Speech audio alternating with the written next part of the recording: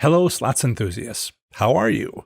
It's great to hang out with you again for another Professor Slots podcast episode and live stream. Today, we're going to be diving into Players Club cards. Are they worth using? What do you get from them? And what might you be losing? So that's coming up. But first, if you're with us during the live stream, make sure to say hello to everyone in the live chat. Many people have been doing that. Like I said, I got here a little early, and it's always wonderful to visit a little bit, less on the show, a little bit more before the show. Let us know where you are at or where you play slots. Some people are in Texas, like Jan, and plays in Louisiana, or others, Oklahoma. So let us know where you're at and where you play slots. I'll check in with the live chat in a few minutes, as always, and make sure I don't have something going off on me in some of the software. Okay, so if you're with us during the live stream, please say hello, and I'll check in with the live chat in a few minutes. As always, be sure to ask your slots-related questions. First off, I have a quick announcement. I've already been doing a little bit of this already 5 or 6 times in the live chat before the show started, but Happy New Year. Happy 4th of July. Jeez, I've been thinking a lot about the year. 50 years ago, 6 months ago. Happy 4th of July. I hope everybody has a great Independence Day. Of course, this is a U.S. holiday, and we have non-U.S. people. But for those of us in the U.S., happy 4th of July. Personally, I'm staying home lately. I can, so I do. That's why Ohio casinos even opened last week for me, which is where I'm near. I live in Ohio, and I haven't gone. And I'm sure you know how tough that's been not going. But I just can't see how going would help you and other members of my audience. Sure, how does Ohio casino crawl out of a pandemic? That would make for a fine article. But when would we need it again? When's the next pandemic? In 100 years, like the last one? I certainly hope so. Anyway, here I am live streaming on the 4th of July. Any other year, and I probably wouldn't, because there'd be no way I'd want to take any of you away from what you might be doing today on a national holiday. But maybe that's not the case this year.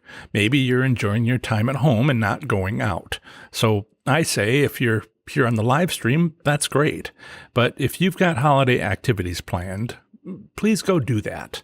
I might go out myself if I didn't have next door neighbors shooting off huge firework displays starting last night, and if they do what they've always done again tonight and tomorrow night as well, 3 nights in a row, well into the night.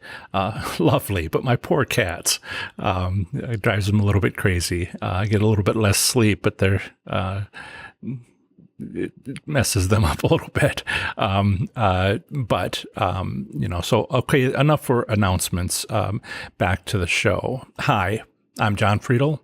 Welcome to Professor Slots, a channel that's all about mastering casino slots so you can win your way to success. If you've ever walked into a casino, looked around, and wondered what's going on with slots, I can help. Thanks again for joining us today. Whether you are listening on the podcast, watching this video later, or here with us on the live stream at noon Eastern Time each Saturday, I'm glad you're all here. Today is Saturday, July 4th, 2020, and this morning the American Gaming Association's live casino tracker shows 827 U.S. casinos have reopened and 162 remain closed. That's right, another 48 casinos have opened in the last week. We're up from 79% last Saturday to nearly 84% of all U.S. casinos having reopened. For updates, visit AGA's live casino tracker using this convenient link I've created, professorslots.com/tracker. Let's check in briefly with the live chat to say hello. There we are. Wow, lots of comments. We had some sort of, we had a bit of pre-show conversation. So Chip is here. Hi, Chip. Joe is here. Chip is in Ohio. Joe is in Missouri. Trying to remember. Chuck is here. No, Joe, you're not in Missouri. Chuck is in Missouri. California. Joe's in California, right? Thanks for putting that in, because I'm trying to remember. I'm getting to know so many people with the consults and everything that it's like, and right, but I'll never forget Joe or Chip or Chuck or Jan or Denise or all of the, the regulars. Please forgive me if I'm, Lois and Dave, if I'm not mentioning you as, right. So moving past that awkward moment, Chuck is in St. Louis, Missouri. And Lois and Dave are here. They are in Ontario, Canada. They say that no Ontario casinos are opening anytime soon. Quebec, the province of Quebec, which is a little bit further to the east from the province of Ontario, might be opening mid-July and the rest August 1st. Okay. Jan is here. Hi, Jan. Jan is in Texas. She plays in Louisiana. So we have a couple of comments about today's topic, which I haven't really mentioned yet, about who is or is not using players' club cards. And we have a range, and I'll go over some of this. Don't want to jump. Let's see. And lots of happy 4th of July's here. That's wonderful. Dave is here from Oregon, another regular. If that doesn't make you too suspicious, Dave, he says he has lots of conspiracy theories. So a little bit of banter back and forth. And I think Paula is here. Awesome. Jeffrey, welcome. Jeffrey's in Maine. Paula's in Michigan. Shannon, again, great questions last time, Shannon. Camillus, New York. Hopefully, I pronounced that correctly. Yes, if you would. Brian from Pennsylvania. Brian, hey. So if you would, please like this video. It helps to spread the word with the YouTube algorithm. I don't know is that like a player card system where I'm trying to get attention and, bring up my playtime, or so it's surprising how general a topic that we have with, players, clubs, loyalty programs, that sort of thing. But please like this video, and if you wouldn't mind subscribing, that would be awesome. Although if you know how to do that, then you would do that naturally if you care to. Hey, Mark. Yes, there are plenty of people who just listen, just watch, and that's perfectly fine. If you have questions, you can contact me. If you want to, raise a question on the live chat, that's fine too. Whatever, we have some private Facebook groups that you can find them, but you can't see into them, and I'll go through some of that. And there's ways to connect and find like-minded slots enthusiasts that are local to you.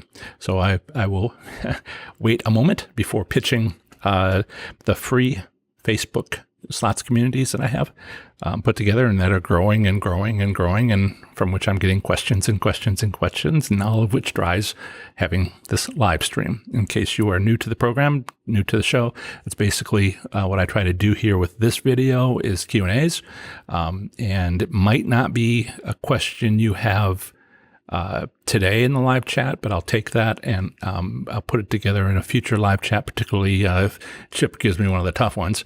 And, in-depth question deserves an in-depth answer. And although we can certainly do the quick response if you need it, just say so. Right. So we are here doing this. That was excellent. My intent with these live streams is to answer your slots related questions. Questions come to me from all over the place, like all the places where you might be hearing me speak now. If you're listening on the podcast, call 702-90-SLOTS and leave a voicemail. If you're on the live chat, put it in the live chat. If it's a long question, and this goes to you if you're watching the video recording later, just type it in as a comment below. Today's topic is Players Club cards. In my private Facebook group for Oklahoma slots enthusiasts, Amber asked the question recently, it was only a couple of days ago, to use or not to use? That is the question. Does anyone think they win less when they use their player's card in the machine? So that was the comment that she made. And my goodness, we got a lot of responses. So that's partly why I chose this topic again, sort of, for the live stream. I've covered this topic, this general topic of Players Club cards twice before, and I'll get into where you can find those, but not on this specific question. So Players Club cards, a big topic, and there are kind of like segments, sections, subsections. So we'll talk about one of them we haven't talked about before. So I think the only other post besides Amber's that got more comments was Mary asking, "How much do you usually take to the casino?" And that was I don't know if it was. It's hard when you got a really busy private Facebook group to see which one had the most response when there's just been, it's been nearly a year, October. Well, it's not nearly a year, like 3/4 of a year. And I think this might have been the second highest comment. So with responses. So some say in those responses, some say that they've tried it both ways, using a card and not using a card, and they have not noticed a difference. Others say they don't use a card and feel like they win more without it. That's basically the two ends of the spectrum in responses. The in-between comments are interesting. Lots of good discussion going on. I'll mention now that if you haven't joined one or more of my private Facebook groups for slots enthusiasts in your state, then you're missing out. Even if you just want to, listen, watch, you don't have to comment. I'll ask you what your favorite casino is. Yeah. When you press join, I have to approve it.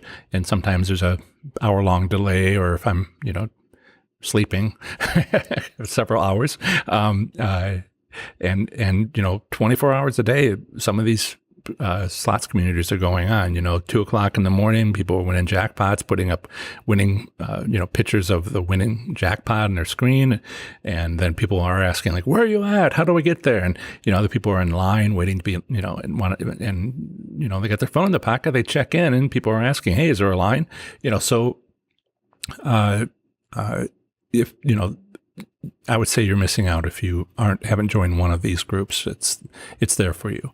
I got questions this morning about current restrictions in one state's casinos, and responses are coming in about the casino's response plan on the website and how well that's going, if at all, from slots enthusiasts who were there, say, last night or right now. So otherwise, people are supposed to wear masks. Do they wear masks? Are they smoking? They're not supposed to smoke. Are they smoking? Well, and the line is this versus that. It's live.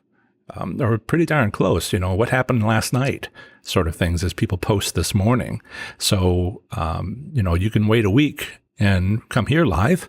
And if you want something faster, jump in. Water's fine. And all the social distancing you could stand. So, otherwise you might want to know if there's a long line to get in.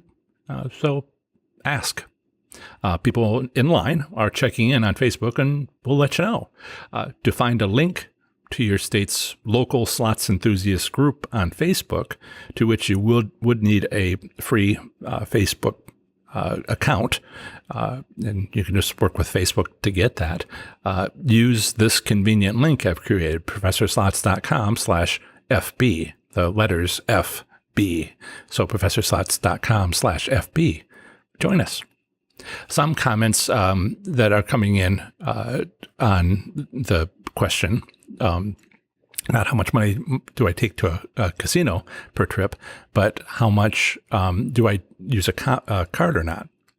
And some comments match my own experiences, which is that casino employees have told me some of these comments that I haven't mentioned, the in-between ones.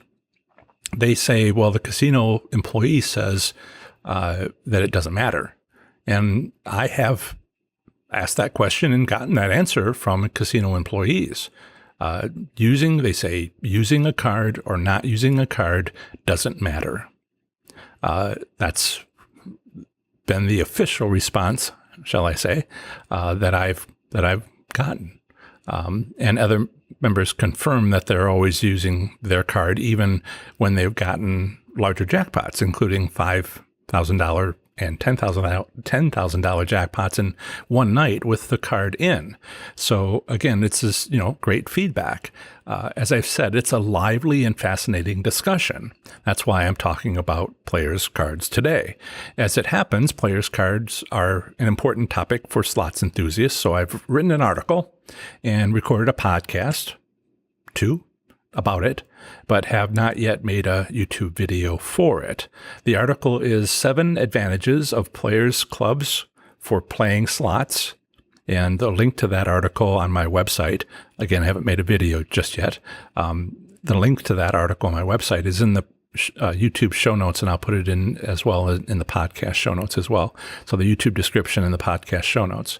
If you're looking for the prior podcasts, I talk about that article in episode number 16. And also I talk about things that article doesn't talk about. Tried to expand on it a little bit in episode 72, which back in episode 72, I was 25, half a year ago, last Saturday of 2019, I was still meandering a bit, and that is hard to believe. I might be, once upon a time having meandered. Oh, wait, I'm meandering right now. But it used to be much worse. And so I meandered around this topic back at the end of 2019 for my last live stream of 2019. Neither of those past episodes dealt with this particular question, however. So I'm not yet repeating myself, even though the audience is much larger and wouldn't be repeating for them. So let me ask you, how do you feel about Players Club cards? Yay or nay? Yes or no? Comment below on YouTube. If you're watching this video later, call 702-90-SLOTS and leave a message. If you're on the podcast, or anyone really, and those of you in the live chat know what to do. I'd like to hear what you think. Some people can be very convinced. That using a player club card does matter to their winnings.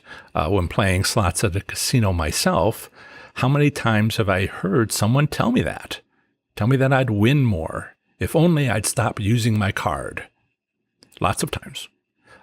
It's ironic, though. That's the only reason, the only reason these people were talking to me was because I was waiting for the slot attendant to show up, because my slot machine had locked up because I had a hand pay.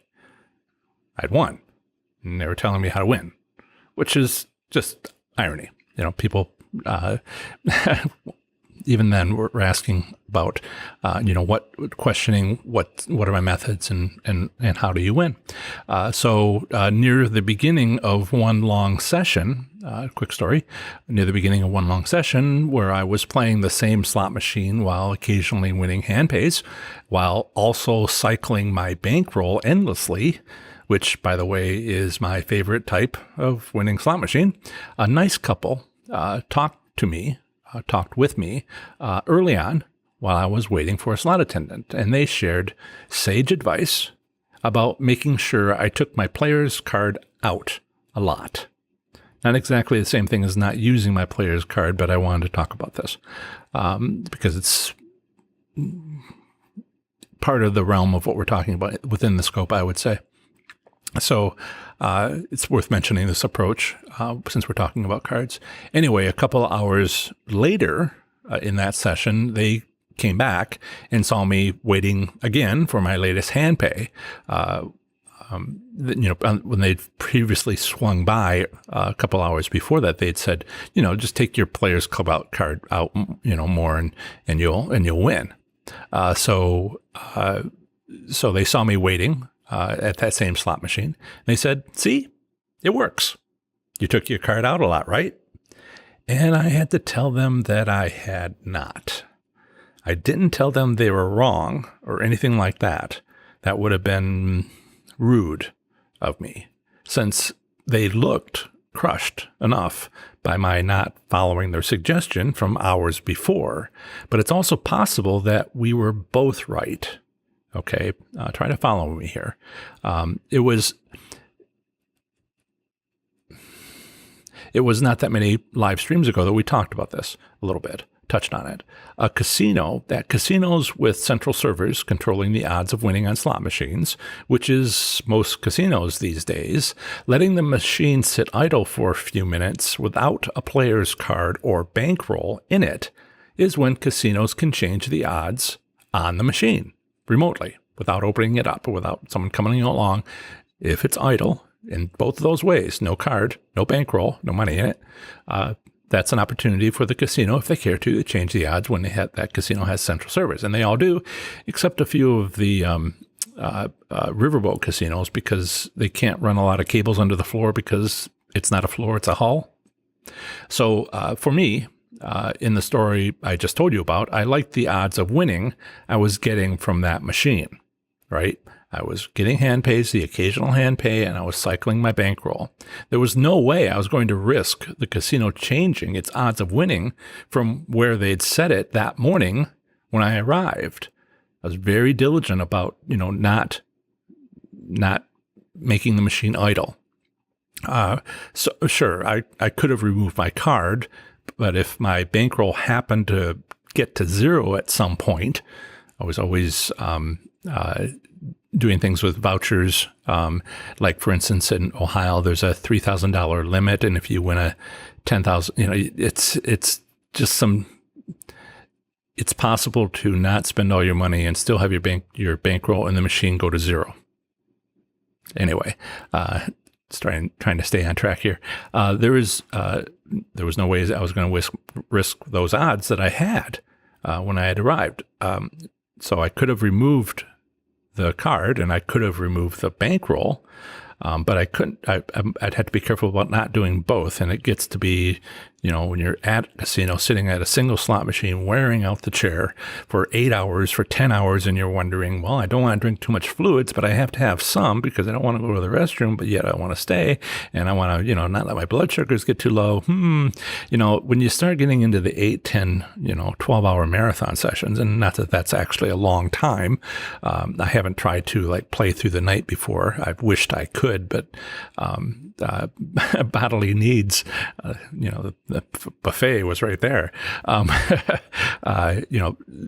There's things I've gotten better at. So,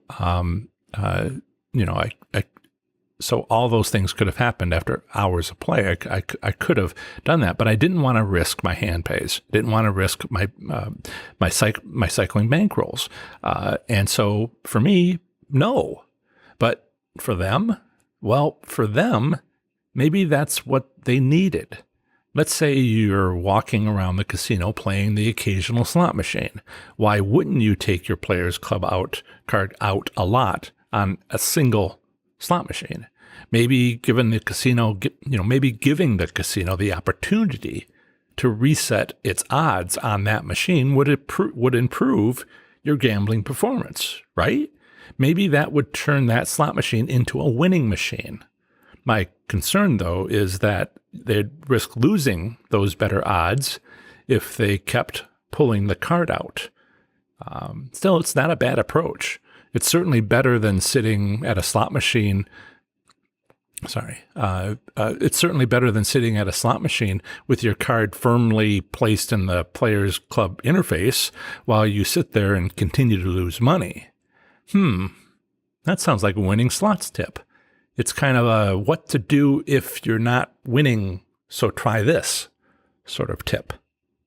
Let's switch over to the live chat and see what questions they might have. I've seen a lot of scrolling going by, but I haven't had a chance to read it.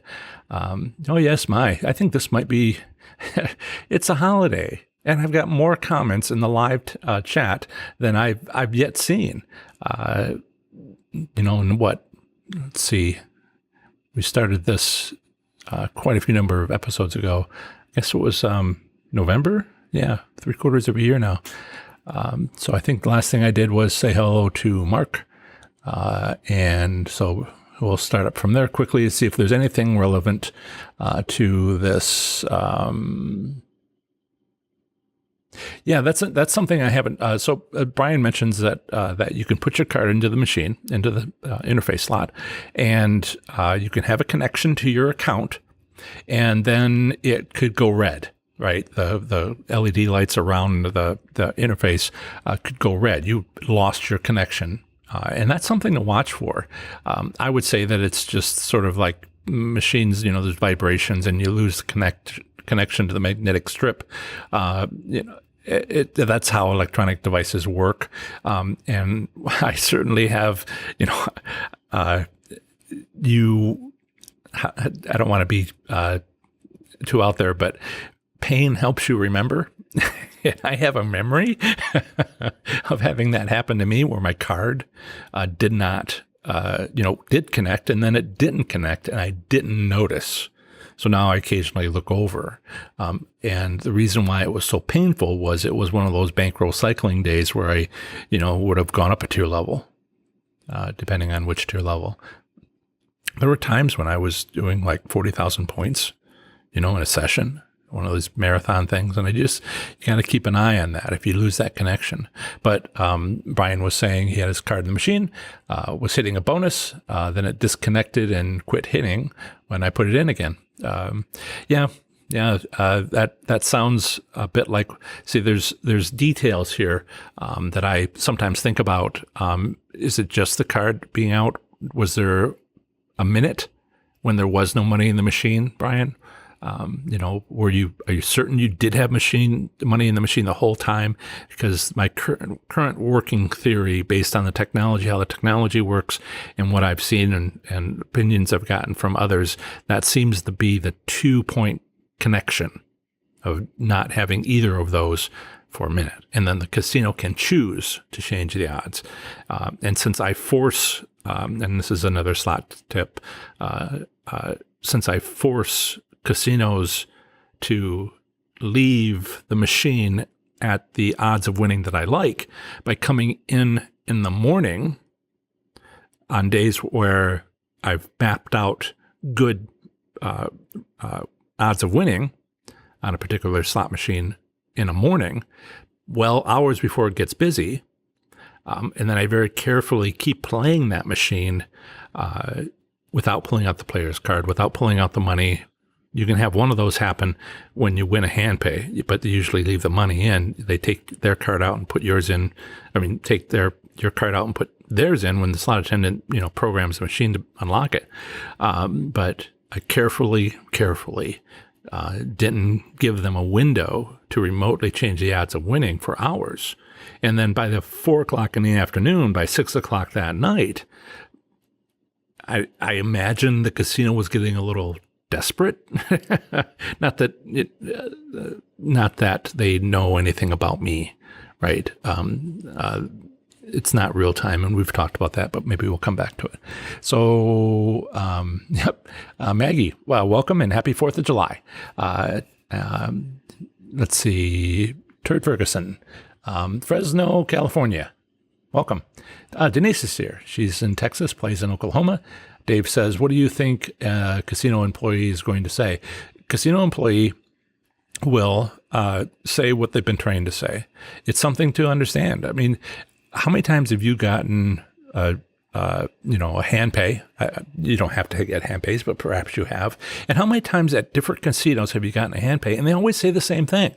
It's like a, employee manual out there somewhere saying, and you say this then, and you say this then, and you say this then. Like they can't say, wow, you're spending so much money, you should go home. They could get fired for that. So they, it is not an unusual question. Might seem unusual, but honestly, the practiced answer that I've gotten from casino employees about players card, to be that smooth, they must have said it so many times. And I forget who it was. Gamblers, I knew already. Gamblers are suspicious. Okay. And there's so few things that we can do with a slot machine. One of them is having to do with the player's card. Right? Otherwise, we got some buttons, and that's about it. That's the controls that we have. I mean, the other one that I'm trying to help people understand that's more important than all of this is when to sit down and push the button. That's vitally important. And which candidate slot machine should you choose, and how do you go about doing that in ways that are important to what your goals are? So, that's right there. What was that? Did I just sweepingly cover 4 live streams and a bunch of my, primary articles? Casino employees will say something along the lines of, I don't have it written down word for word. What did he say to me? He said that there is no connection between the Royalty Club program, the system, the whole system that everybody plugs into. There's no connection with that to the lower part.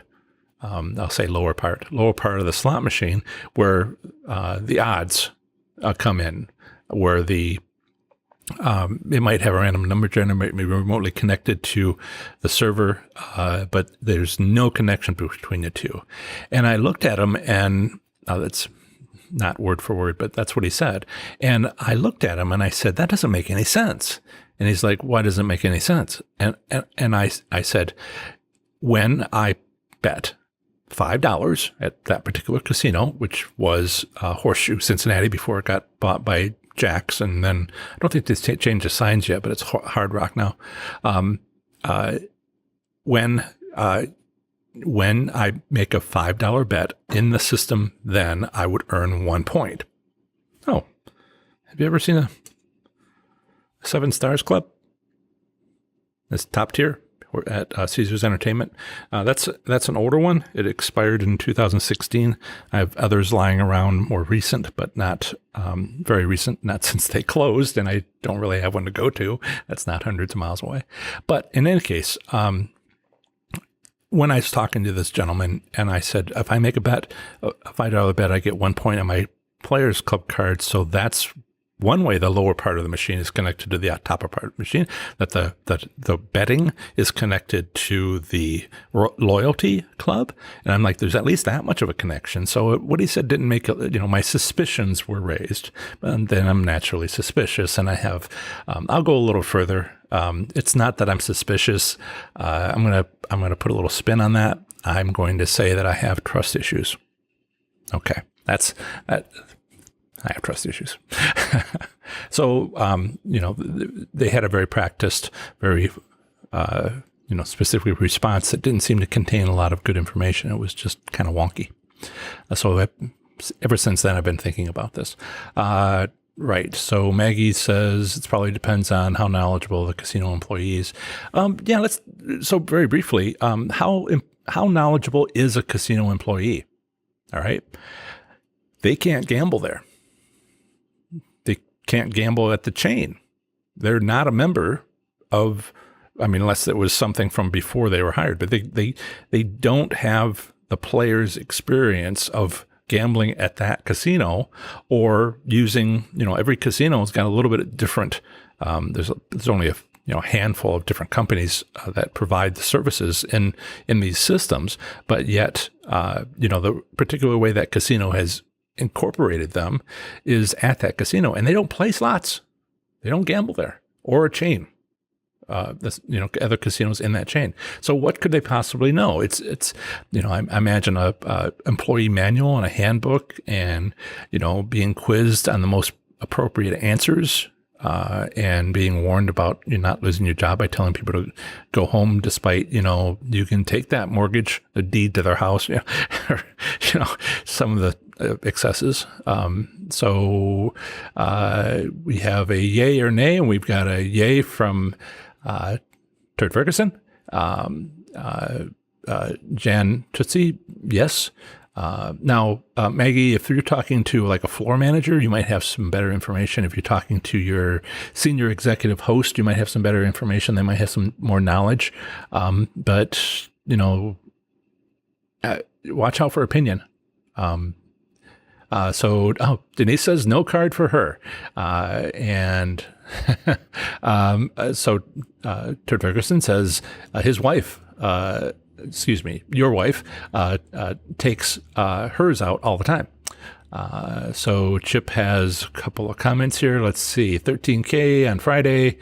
Not him, but somebody else who was using their player's card. Sure. I have 90 taxable jackpots in 9 months. I total in my lifetime is well over that. But in those 9 months, I always used a player's club card unless it was, disconnected. I hadn't noticed. So I right and left. There's no question that you can win with player's card, but there's some details here, and I'll get to some of the technical stuff. But right now, I'm just seeing how people feel. So computer geeks have the capability to program players' cards being manipulated. Yeah, sure, absolutely. I could buy one. I could buy a slot machine over in Franklin, Ohio. I can open it up and I can get out my soldering gun and I can get out my programming strips, and I have the paperwork that comes with the slot machine. We've talked about this, Chip. Absolutely. People can do that. Can you do it on a casino floor with a surveillance watching you? Could you pop it open, without the alarm going off? Yeah. We've talked about that, Chip, and I just question their ability to do that. What's the word I want to say here? In a clandestine? I'm not pronouncing that correctly. In a subtle way, so they aren't detected, right? Because it's made by humans, we can track it. Absolutely, firm believer in that. That's what I'm doing, right? Only I'm not cracking over the slot machine. I'm figuring out casino practices. Absolutely. Right. So Michael says TV casino ads have in Denver shown people coming to play and hugging their machines. Does that help? People ask me what my favorite slot machine and it's is, and I've always said it's Wheel of Fortune, but it's not that I play Wheel of Fortune. There's just one Wheel of Fortune. It is now gone. When Horseshoe Cincinnati became Jack Cincinnati, and now is Hard Rock Cincinnati, it is gone, and I miss my friend. We had some good times together, okay, crying and cheering, and the conversations that they were part of with other people, with real people. I might have gotten a little close with my favorite Wheel of Fortune machine. I wonder if I could have bought that. That would have been freaking awesome. I don't mean to say freaking, but man, that would have been great. Yeah, put them in my bedroom. Right. So, and you did mention that, Chip, that there was, there's lawsuits, jail time if caught, all of that, so for these computer geeks. But one of the things I'm trying to, do, is explain is, limit myself to the information I have available as a player. I've never worked for a casino. I don't even want to see some of the stuff inside the casino because nobody can blame me. No one can say, oh, you're using insider information. I'm like, insider what? I've never been inside. I'm looking at it from our perspective, okay, which is, so I'm not trying to give you a solution that requires you to have a key, all right, a physical key to whatever, monkey arm or, charge this up and then, I'm drawing a blank on that. The electronic burst that's theoretical but possible with a nuclear explosion. Anyway, fry the machine, but before it does, give me a jackpot. There's all these different things that you see on the Ocean's movies, and counting how you drop coins. Not that anybody has coins. I'm not trying to do any of that. I'm trying to tell you what works, and limit myself to what is available to you. All right. So let's see. Brian says there was money in the machine the whole time. Yep. Sounds fine. Mr. Bill, 6666. Harrah's Philly is offering 5x rewards credits and 5x for tier credits through July 31st. Okay. We can talk about that. That is the topic of the article that I've already covered. Remember, these Q&A sessions are not to cover material that you can find elsewhere, but to sort of discuss about some aspects that weren't covered. And the original article, what was it? 7 advantages to players' club cards for slots players. And it talks about having multiple points. It talks about, what you might get if you were to use one. But my impression is not that they're trying to convince you to, use your player's club card to combat suspicions. And the reason why I don't think that that's what they're trying to do, they're just trying to get people into the casino. I don't think they're trying to convince people to have a good feeling about using their player's club card because it's always been around. I got into slots, I'd seen them, but I hadn't, and I played at a couple of casinos for maybe a year, until I got to Prairie Meadows in Altoona, next to Des Moines in Iowa. And it seems to me I went back there not too long ago, and it is here somewhere. Oh, come on. Why am I not finding it? There it is.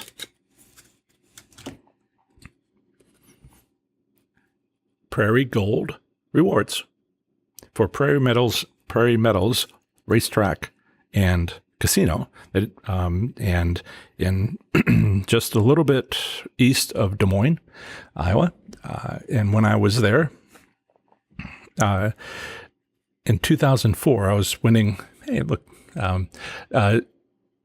When I was there in 2004, I was living in Iowa, going to graduate school, and this is when I first started having my experiences playing slots, and I found a winning machine near the bar that was giving out hand pays, dollar machine, 5 credit, 5 times play, and every hour gave out a hand pay. And that first day, I went home with, that first weekend, I went home with, what was it, about $10,000.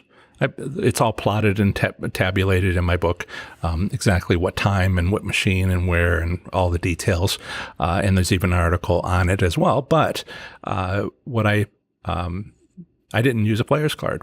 I didn't even know there really was one. I had a vague notion maybe you could sign up for something. I didn't really know what it was.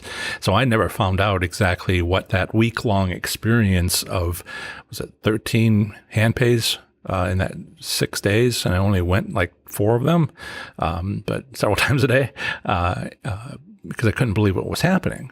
And just, winning $1,000 and making a little hash mark on my palm, or $100, or, I didn't even try to put down the $25, and my hand was just covered in hash marks after like 4 hours. And I'm like, I was just playing, $5 bets, $1 credit, $1 denomination, 5 credits, max bet, and I just covered my hand in winnings. And when I think about the amount of bankroll cycling that I did and number of points I would have on any player's club card, well, there's 2 reasons for that. One, I was pretty ignorant about how things worked at the time, and it's taken a bit of trial and error and other things to get where I am now. But there was also an attitude. The other thing was there was an attitude. Okay. Ooh, I'm not going to use a player's club card. Remember 2004? I didn't bring my, there's a grocery store called Kroger in this part of the country. There's in Midwest, Hy-Vee. I know there's VG's is popular. Grocery store loyalty cards where you scan it and you get deals when you get your groceries. Even back then in 2004, well, I shouldn't say even, back then in 2004, people were very suspicious of that. Just, non-casino goers and casino goers, they had to eat too. But sometimes not at the buffet. But they, were very suspicious of that. What information do you have about me? And now it's just seen as no big deal. I think partly because we never assign our names to it. Right? We never give our social security card, put our social security number down like we do on these in order to be able to get a hand pay.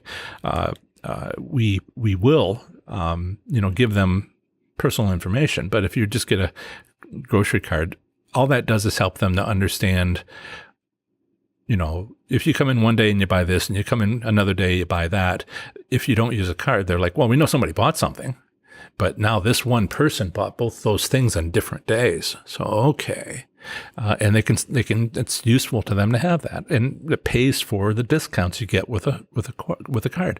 These loyalty cards, Players Club cards for casinos are much like that. Fun fact, the original loyalty club cards came from the airlines. And once one airline got a loyalty program, the other airlines had to get a loyalty program. So once the first casino got a loyalty program, then it just spread like wildfire. Once the first once the first grocery store got one, then all the others had to get it. So it's just been spreading and spreading and spreading. But 2004, it was just a terrible privacy issue, and now it's not so much. So let me check to see if what else. Right. So if you, and that's one of the things that has been discussed in those other episodes and other times when we've talked about player clubs, is that what are you losing? All right. And just to sort of make that succinct response was, you have a gambling goal or two or three. Right? Common ones are entertainment. You're there for the entertainment, or you're there for the money, or you're there for the comps. And if you're there for the comps, you must have a Players Club card. Or your wife does, or somebody's card that you're using. You must have a card. And so you can give up, 5x tier credits, 5x rewards credits. They have no concern to you if you don't have a comps, goal to earning comps. Now, that's your decision, and understanding what you do and do not need. If you don't want to use a card and you're not interested in comps, I don't see a problem. Suit yourself.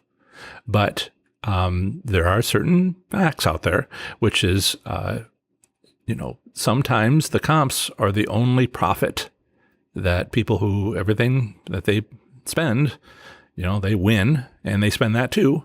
And they spend it all. They take some of their money and discretionary income, spend whatever they won. That's entertainment. All right. And that's the biggest group, entertainment group. And so, if they don't use a player's card, they don't get the comps, and the comps are usually the only profit that they see. All right. Room full of various equipment, grills, kitchen appliances, whatever, blankets, pillows, all kinds of stuff, that they re-gift at Christmas to reduce their bills. How many people need a third Hamilton Beach bread maker? I know I didn't. Right. So I think I'm kind of caught up here, or am I? I hope that my computer is not frozen. Seems to be something going on here. Okay. So Denise has a question. I wonder if the Border Casino by WinStar is the only casino that does not use them in Oklahoma. They never had one. Really? So that means the story I was telling you about the airline, one airline getting them and the others had to get it. Somebody's resisting. Somebody's resisting. But that is a bit of a, other aspects that we have not talked about playing players' club cards are, I had my 7 stars was good at 80% of casinos, right? 80% of the Las Vegas Strip, Caesars Entertainment. If I had the MGM one, I'd have 90% covered, or whatever the ratio works out to. There was a lot. They could give me a comp where I would be able to go to another property, one of their other properties, use the same card, and it's all in the family, right? But on a tribal casino owned by a tribe, and it's their only casino, what's it going to cost them?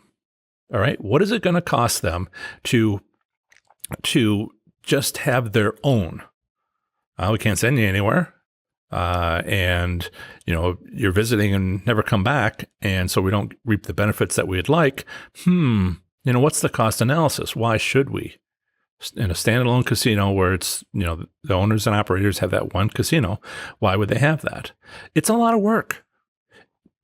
That's another thing I haven't talked about. Having a players club program is a lot of work. Belterra Park was independent. Well, there was Belterra Resort in Indiana, but Belterra Park, which was the racetrack with slot machines in Cincinnati, it was just the two of those. Oh, we can send you to the resort, and the resort could send you to us, the racetrack, and that was about it because it was just Belterra. But now they're owned by Boyd Gaming. And one of the big advantages in Boyd Gaming is be part of our club, and we can send you all different kinds of places. There are other properties. But if you're just a standalone, you've got to have a room full of people. You got to have people calling. You got to have people putting out mail flyers. You got to put out, the statements, the emails, the social media. You've got to do all of that. And if you are a standalone casino, it costs a certain amount of money to do that. All right. If you are Caesars Entertainment, it costs the same amount of money. You just print 1 million flyers instead of 10,000. So it's just economics of scale. We can talk about concepts. So that's Denise, and good questions on players clubs. I appreciate the people asking questions about player club topic, because that's what we're on. And I had a few other things to say about some stuff, and we'll see. So if I can get to that. So Chip, John, by using a player's card, the casino probably knows more about your gambling than you ever realized. Who cares? I don't mean to be antagonistic, but so the problem is that, and I should read the rest of your remark. The card will give a history as to how much you bet and on what days and what slots. Again, so what? All right. The problem that casinos have right now, and they all have for a number of years yet, I've looked at the slot manufacturers who make these systems for casinos, and I've read them carefully, and I've noted wording having to do with how quickly you sit down at a slot machine, you put your card in. If you have a host, someone asked a question about a host, you have a host, and they will come to you quickly. All right. But that's not the same thing, as getting a phone alert that someone has put a card in. That's not the same thing as going, okay, now we need to adjust the slot machine's odds of winning because that individual put their card in, and we need to do it before they leave in 15 minutes. So how do we manage to process all this so quickly that it matters? Yeah, they have the information, but they can't do anything about it unless you're like me and you do a 12-hour session on the same slot machine, and I've locked them out because I don't take the card out. People know stuff about you. You'd be shocked. But so,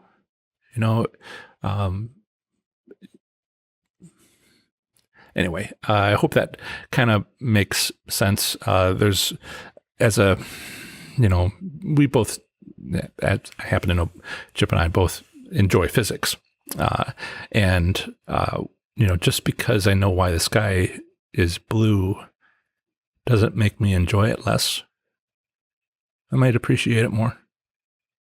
Maybe. Hard to say. Right. So, yeah, they know stuff about us, but can they use it? Is it applicable? So Dave says, if you have a host, you need to use your card to get extra comps. Sure. Yeah. Yeah.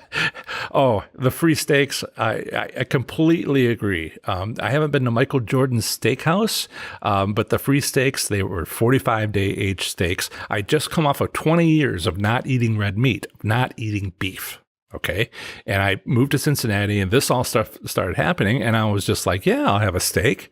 And then about I think it was like 50 steaks later, each one like $75 or $100 each, all of them free. I was just like, okay, enough with the steaks. Yeah, but it's been a little while and I'm kind of getting like, it's just in the T-bone. My sister had it. What is it? Old fashioned or something like that? No, Homestead. In Caesar's Forum Shops, Caesar's Palace in Las Vegas. There was a bone on that thing. She took it home for her dog. I'm sorry, I don't mean to give out family secrets, but that dog freaking loved that thing. Right or wrong, don't judge me. So Denise, Winstar owns Winstat owns Border.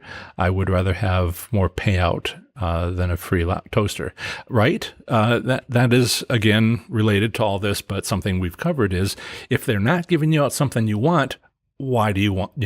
Hey, I had all kinds of free trips and no vacation time. Well, thanks anyway. When I was getting those free trips. So, and again, third Hamilton Beach, top end bread maker. And I'm like, well, I really am trying to cut back on the bread. You can see how well that worked out. But it has to be something you want. So when you consider having the, earning complimentary gifts gambling goal, you have to ask yourself, do they have anything you want? Winstar. Yeah, I thought Denise, you might Winstar. Sure. Michael, my earliest cards were not made for computer reads and machines. Some were paper. See, there's just some lovely history going on. Yeah, card readers, that we have in slot machines, that's really ATM technology. Right. It's not just being able to have a magnetic strip. Where magnets were hard for a while there, right? Only became easy, what was it, 90s sometime? When did ATM machines come out? And it's not just the strip, the magnetic strip, it's also the connectivity, security, not being broken into or, not being tricked. So,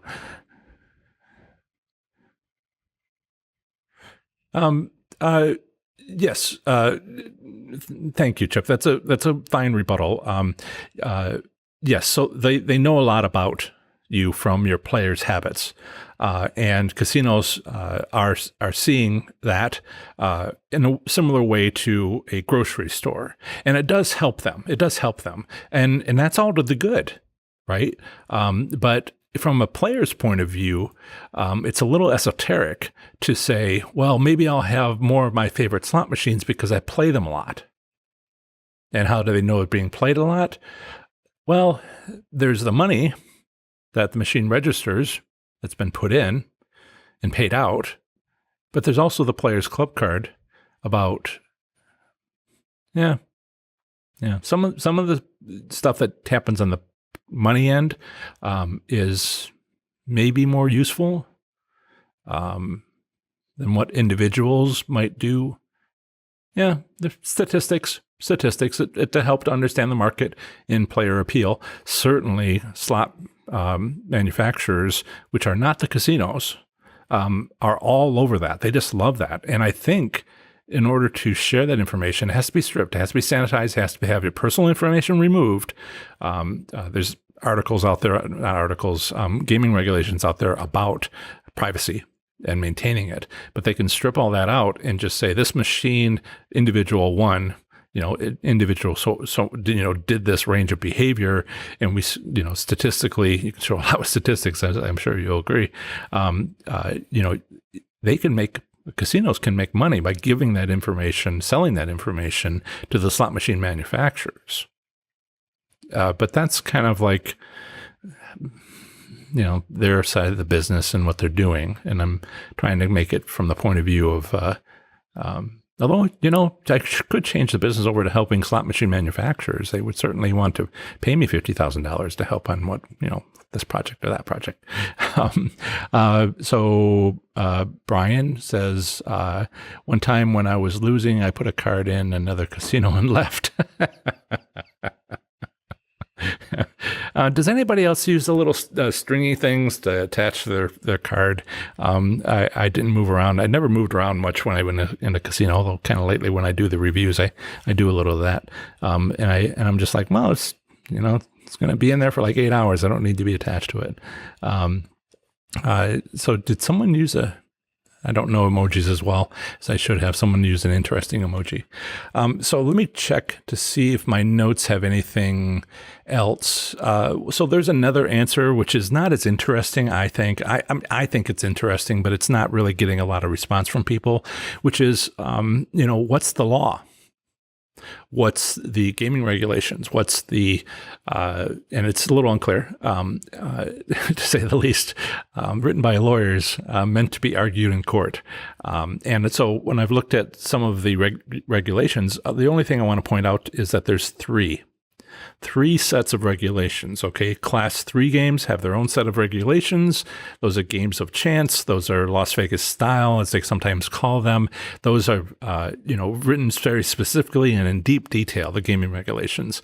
Now, the bingo style, Class 2 games, the games of skill, the competition-based gaming machines, often based on bingo, those have less thorough gaming regulations, and the Class 3 machines can easily cover this sort of topic, and you have to look for the wording on game testing, and it has to be able to pass the independent laboratory testing and all that. And that's why I have some confidence Class 3 games don't have anything to do with this connection between Players Club and the betting.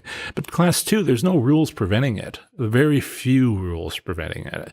And there's only one other, the third group, which is even less rules, which is the gaming machines we're starting to see called HHR, historic horse racing, and it's not even slots. Okay, it looks like a slot machine, but it's based on pari-mutuel wagering regulations, horse racing, dog racing, other types of pari-mutuel win, place, or show type betting. And, how does that even work with cards on electronic gaming machines? Very recent technology, and I don't think the pari-mutuel laws have caught up with HHR gaming machines.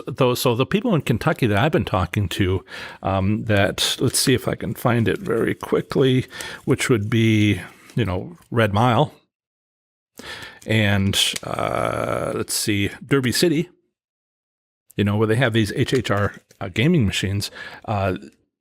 They're seeing some very odd behavior with the players' cards, and it's not subtle.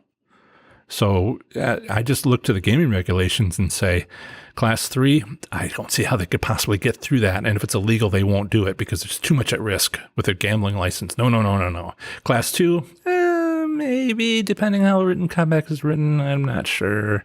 And then HR gaming, we're seeing some violations. But if it's not against the law, then is it? So again, I want to make sure everybody, please, watch my videos. I'm having a whole bunch more coming out very shortly, and hopefully my videos will help you improve your slots gambling performance. It would help if you watched them. Have fun, be safe, make good choices. Bye. Happy 4th of July. Bye. Hello, everybody. Hello, slots enthusiasts. How are you? It's great to hang out with you again for another Professor Slots podcast episode and live stream. Today, we're going to be diving into a quick rapid-fire Q&A session, and that's coming up. Let's see. Lots of activity here today.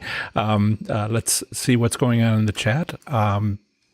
Make sure you are saying if you're here during the live stream, make sure you say hello to everyone in the live chat as usual.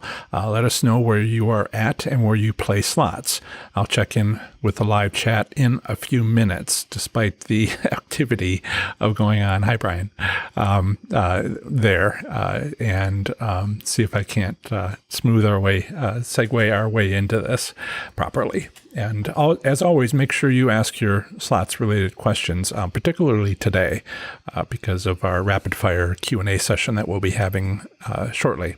We'll see how rapid-fire it is, given my tendency to sort of explain things a little bit too much, or, well, not too much, but perhaps not rapid-fire. We'll see what rapid-fire is for me. Hi. My name is John Friedel. Welcome to Professor Slots, a channel that's all about mastering casino slots so you can win your way to success. If you've ever walked into a casino, looked around and wondered what's going on with slots and more, I can help. Thanks again for joining us today, whether you are listening on the podcast, watching this video later, or here with us on the live stream at noon Eastern Time each Saturday. I'm glad you're all here. Today is Saturday, July 11th, 2020, and this morning, the American Gaming Association's live casino tracker shows 839 U.S. casinos have reopened. That's out of 989, just under 1,000. And that 150 remain closed. So another 12 casinos have opened in the last week. We're up from almost 84% last week to nearly 85%. So we've jumped 12 out of 1,000 is 1%. So we basically jumped 1%. The question that I sort of have is, and they don't really do this on the tracker, is how many of those 150 casinos that remain closed will never reopen. So I don't know what that number is. I have heard individual reports from the different Facebook groups how some casinos are never going to be reopening because, it's their local casino and they know. So if you want to see for yourself as far as what is shown as open by the AGA's live casino tracker, I have created a convenient link out of the very long link that they have to go directly there. It'll take you directly there. It's professorslots.com/tracker. So that should be easy enough to remember. Let's check in with the live chat to briefly say hello. Let's see, I was here early and I chatted with a few people, so that is somewhat out of the way. We have some questions that were put in, and that's great. Let's see. Oh, Denise is here. Jan is here. Joe, and others. Two Brians. But I'm trying to be less of a meet and greet and just trying to get into what you want me to talk about. So we have we have a good question from Brian, which I will see if I can cut and paste that to drop it into. Got to find an easier way to do this so we can get to that. I'm going to try to do these things in order. But thank you for that question. If you have a question, as I'll mention, please put it in the live chat if you are on the live chat, and we will. I'll get to it. Hopefully, got a full show today. Maybe more questions than I can answer, but if I make them shorter, shorter answers. Let's see, and Steve just got back from Las Vegas, which is great. Some pictures there that he's been showing on the Facebook groups. So I wanted to say hello and did, trying to move that along. I've spent 15 to 20 minutes on it in the past. But thank you for being here. That was excellent.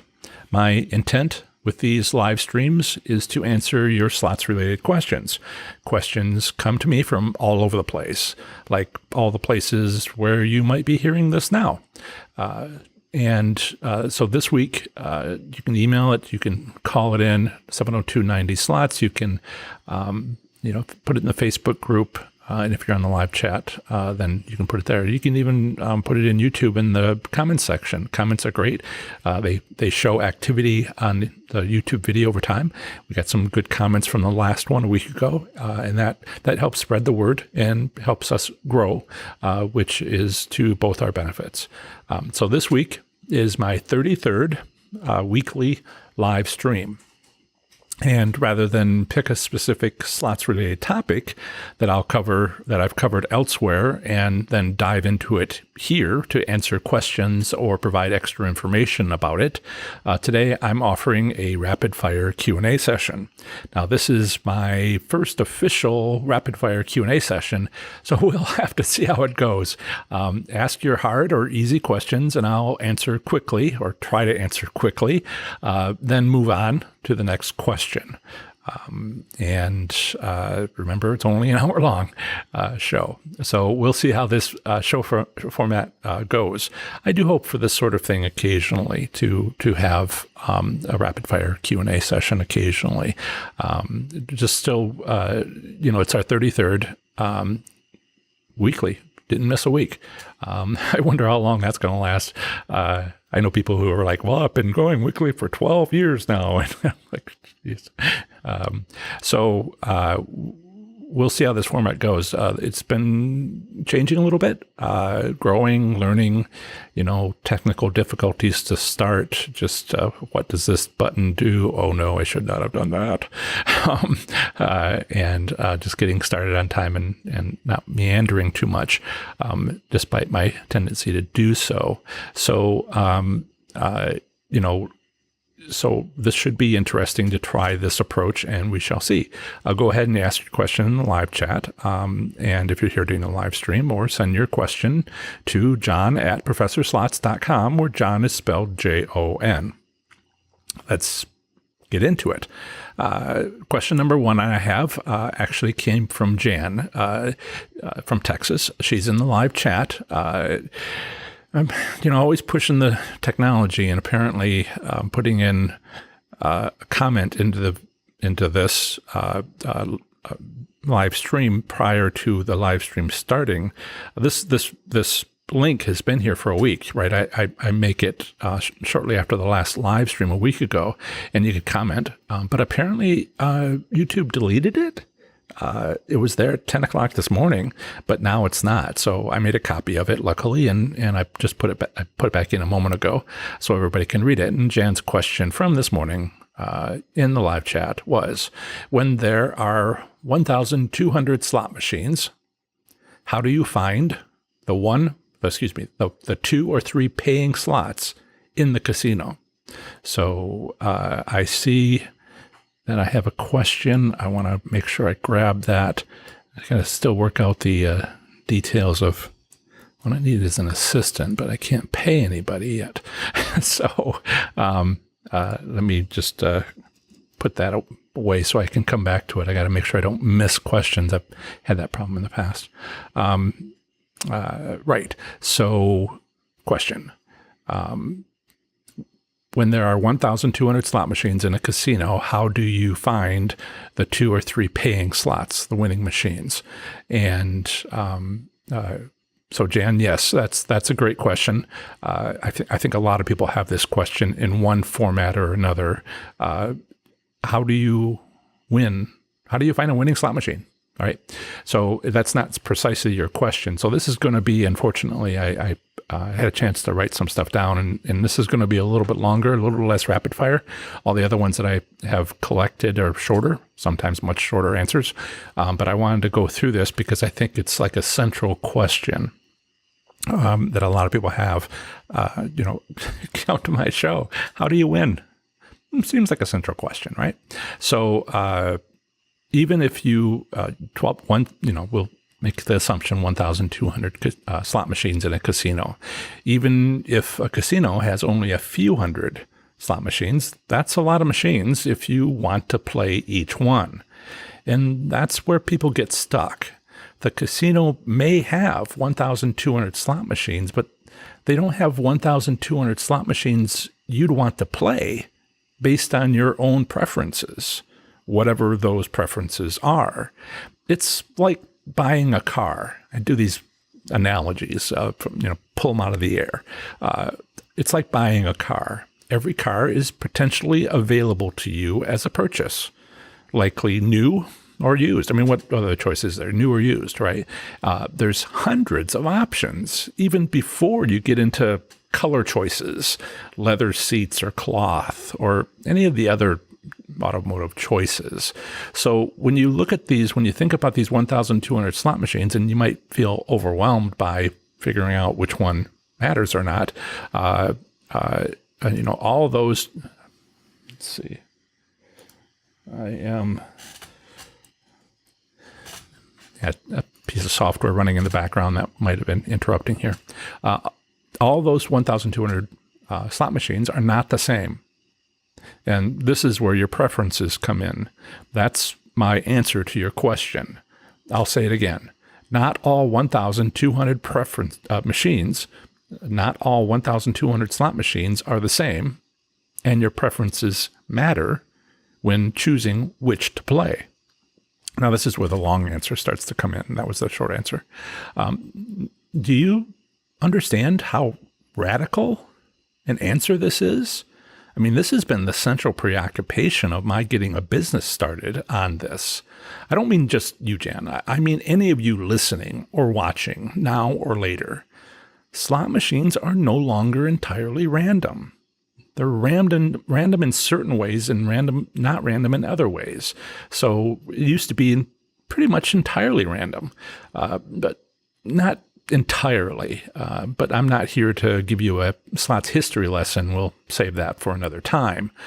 Yes, there are usually up to 3 paying slot machines in a casino with 1,200 slot machines. There may be less. We've talked about this and why, but let's get into it. Not to confuse the issue, some casinos offer quick winning tastes when you first sit down at any slot machine, which you can take advantage of by collecting it and moving on.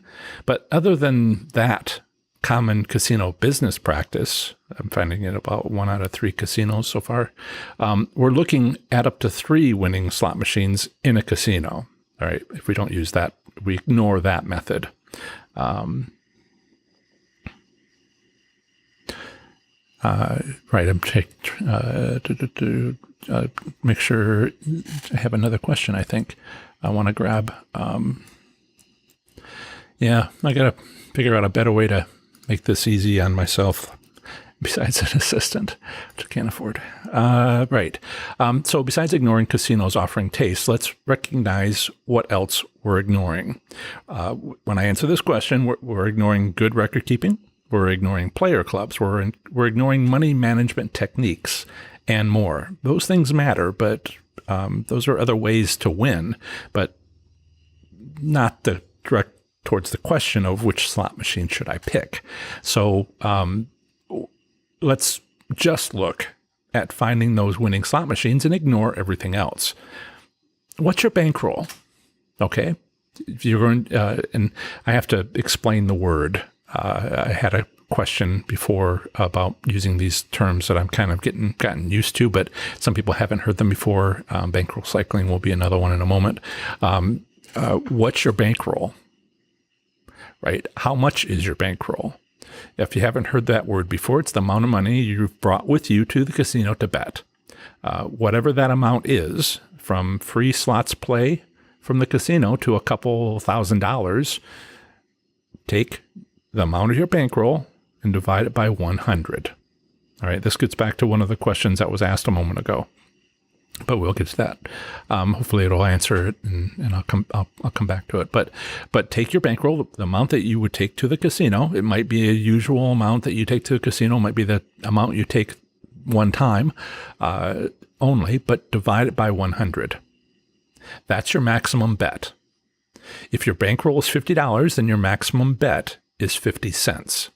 Okay, so a maximum bet is when you press the button to make the bet on a slot machine, that's how much you spend. So it's a 50 cents is a 2-credit bet on a quarter machine, or it's a 5-credit bet on a dime machine, or it's a 10-credit bet on a nickel machine. assuming your casino has those. Probably has a quarter machine, may not have a dime or nickel, depending on the casino. It would be a 50-cent bet on a penny machine. All right. So with your choice of a $50 bankroll, you've just eliminated most of the slot machines in a casino. All right. It's not 1,200 slot machines anymore.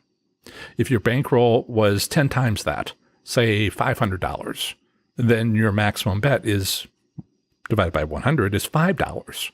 That still eliminates a lot of those 1,200 slot machines.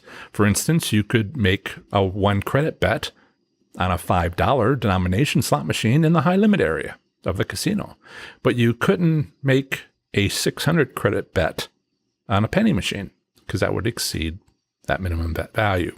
So depending on your bankroll, and plenty of those 1,200 slot machines are ruled out. So what's next? Let's rule out more slot machines in order to get down to the winning slot machines. So how do you do that? Well, sometimes when you're trying to find something like a winning slot machine, one of the things you can do is like reverse the question and say, how do I avoid losing machines? All right. So there are machines where you, there's a subtlety here, but if you were to play it, you'd lose. Okay. There's more than one way to lose, by the way. So let's avoid the machines that you would lose on.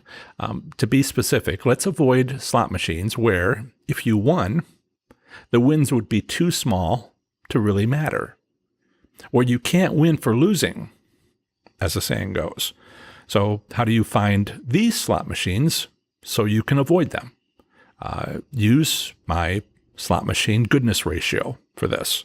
I've explained this before, so here's a link to its explanation in another YouTube video. I'm going to drop that, the other video. Let's make sure I grab that properly. I'm going to drop that into chat, and hopefully it'll go through. It did. So this is from Choosing Candidate Slot Machines, a video on YouTube, and that actually will take you to about 3/4 of the way through the video where I talk about the goodness ratio. So I'll put that that link in the description and in the podcast show notes, so you'll have that. And it starts just before my explanation of how to do the goodness ratio. But the point here is, or if you're listening and you don't want to look up that link, I created a convenient one like I try to do, which will take you directly to that portion of the YouTube video, and I call it professorslots.com/goodness. All right, it's a shortcut. Okay, so one of my fears has just been realized, which is that short answers are hard. But I've shown how 1,200 slot machines isn't really that many. It's like managing any big engineering project, if that helps. Another one of those analogies I'm plucking out of the air. It's like managing any big engineering project. Engineers and engineering managers call it eating an elephant. How do you eat an elephant? One piece at a time. So without too much work, 1,200 slot machines becomes maybe 600 slot machines because of your chosen bankroll size. Then maybe half that is, you reduce it by half maybe to avoid progressive slot machines, which have their own approach, specialty. Then the goodness ratio, my goodness ratio, rules out a bunch of others. Until you're down to about 100 or so slot machines, all right? And this when it starts to become manageable. From there are more steps to get that 100 or so down to a handful of slot machines. And that's what my winning slot strategies are for. Again, everything changed with central servers. It may seem like a lot of work to do this, but frankly, it isn't. Half the work is done before you even arrive at the casino. What's your bankroll? And the rest is only done once. Well, call it once a year. An assessment done once a year because you might get new slot machines or something else might change, like the casino might get a new owner. So I would say it's only like once a year. Watch for the new stuff and make adjustments as the casino works hard to help you. So But the reason I spent so much time on this question is to point out what many long-term slots players, why many long-term slots players hate me. Slot machines aren't random anymore. They aren't fair, you could say. Now, with central servers just about at every casino, they're picking and choosing which slot machines to play matters. It matters if you want to win. So, wow, that's great. That's a good question. Ultimately, it may be the big question to ask in one form or another. I've gotten that question from far more than just Jan. It can be as simple as which slot machine should I play? So now you know the basic approach to finding winning slot machines. I would go into more detail about third on the left on the fourth row from the restroom or something like that. But this is where we start getting into, so what does your casino have? What does your casino do? And I can't really take it any further than that without you going through my 6-week online course, which I'm working on. So that is the first. I should check to see, I think might have some of these questions. I'll come back to them. It's a little interrupts if I try to dig through them right now. But let me get through more of these. Question number 2, second question. Second question is from yesterday, from my Texas Slots Enthusiasts private Facebook group. Cindy asks, is volatility of a slot machine set by manufacturers or by the casino? Does anyone know? I want to make sure I explain the terms because people afterwards are like, oh, great, but what was that word? What does that mean? So volatility is a word used to describe how much something changes, high or low. For instance, in finance, it's used to describe how much a stock's trading price changes over time, stock market, lots of ups and downs, but there's this other thing called an average, which is in between. So for slot machines, volatility is most often associated with video poker. That's where it gets a lot of use.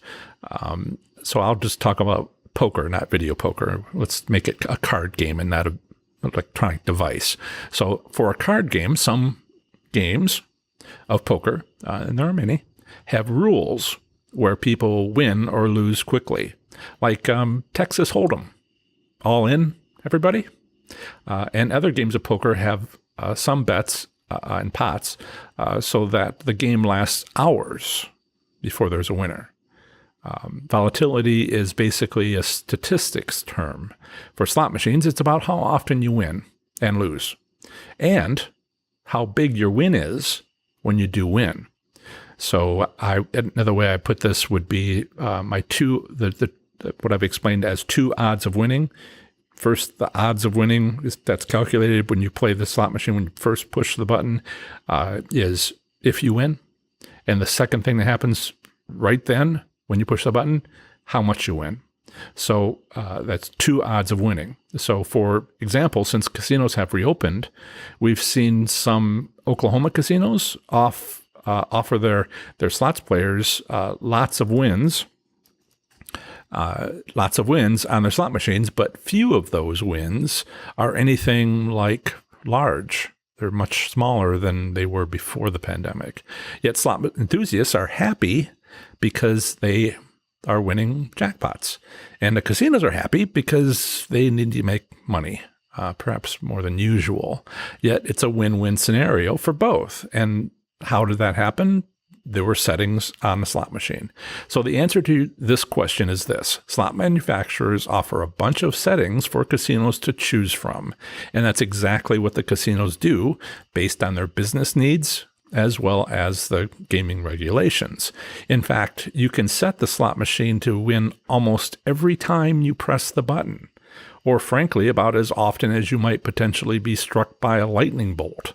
Both of these settings are quite possibly illegal in your state if your state regulations or tribal state gaming compact have a theoretical payout limit, sometimes a maximum, sometimes a minimum, sometimes both, sometimes none.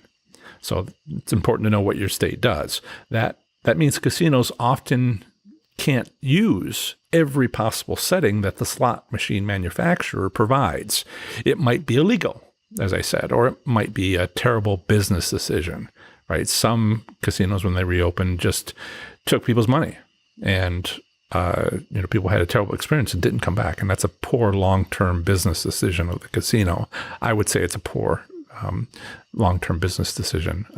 We've seen that time and time again, and then they have to win back their players that they drove away. And what's the odds that they'll get every one of those people back? Not so good. So question number 3. And I guess we're really moving now. The first time was 20 minutes, and the second one was only 10 minutes. Let's see how fast we can go through some of these. So the question I got last time, what is bankroll cycling? Basic concepts we should talk about so you understand when they're happening and how useful it is for certain gambling goals. So it was surprising to me that newcomers to slots and some of those who have never played slots think that slot machines are set so that players never win. That it's a commonly held belief. I don't know quite where it comes from. I have an idea, maybe but people think that the player win percent is 0. Maybe they meant bankroll cycling, a term I used on the last live stream, which I got questions about afterward. The question was, what did I mean by bankroll cycling? Well, let's say you're playing a slot machine with the player win percent of 90%. Its volatility is extremely low. Well, let's say that's the slot machine we've chosen. Its volatility is extremely low, which isn't how statistics work in the real world. But let's say that you have exactly 90% of your bankroll remaining once you've bet the initial bankroll. All right. Let's say you have a $100 bankroll and you, right. So say your initial bankroll is $100. You pick a slot machine, which has a 90% return, and this unrealistic one where it's exactly 90%. You bet the entire initial $100 bankroll. All right. Maybe you bet it $1 at a time.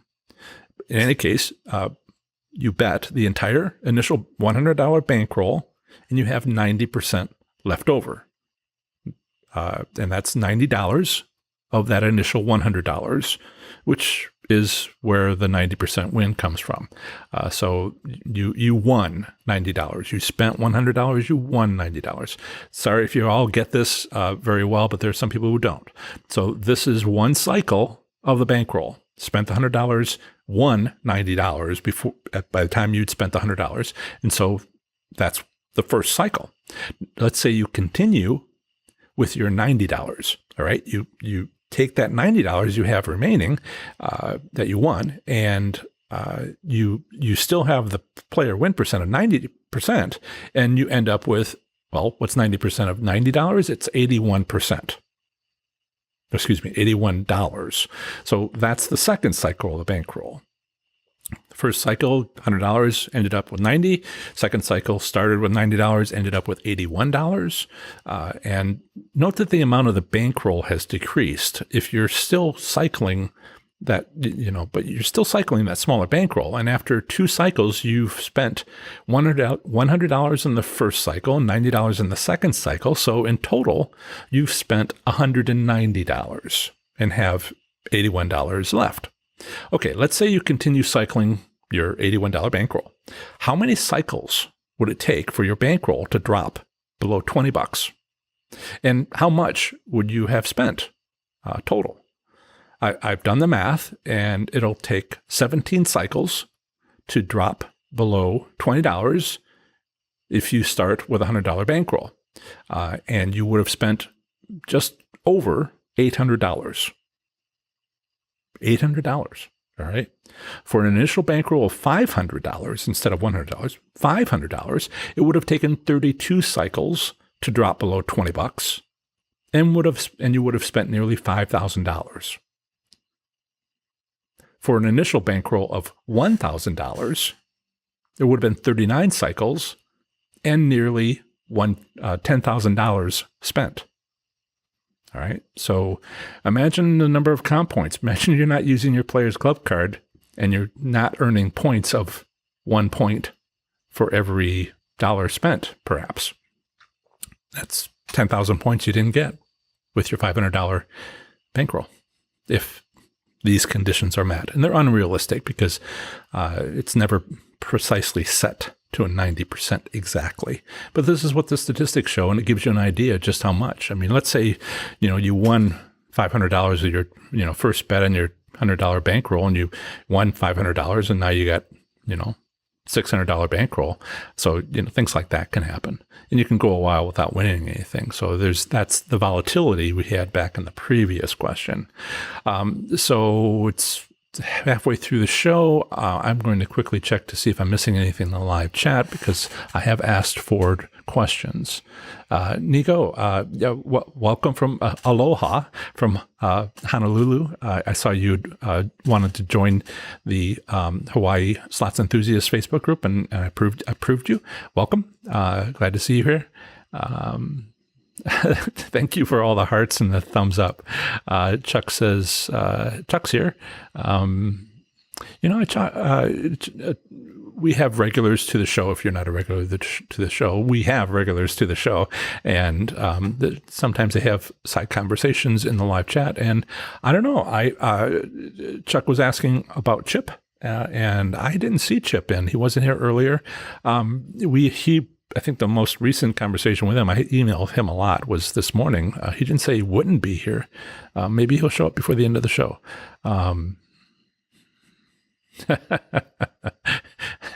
Nigo says, too much math. It's only like, 6:30 a.m. in Hawaii.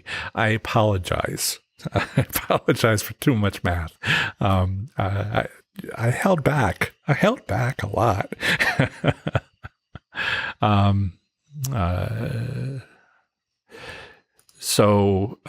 Right. So, what else do we have here? Need to do something in here. Yep. Great. Okay. Question number 4. How often do I go to the casino? When I was learning my methods, before I even started my book or even considered starting my Professor Slots business, I was going for about 3 times a week, playing high-limit slot machines.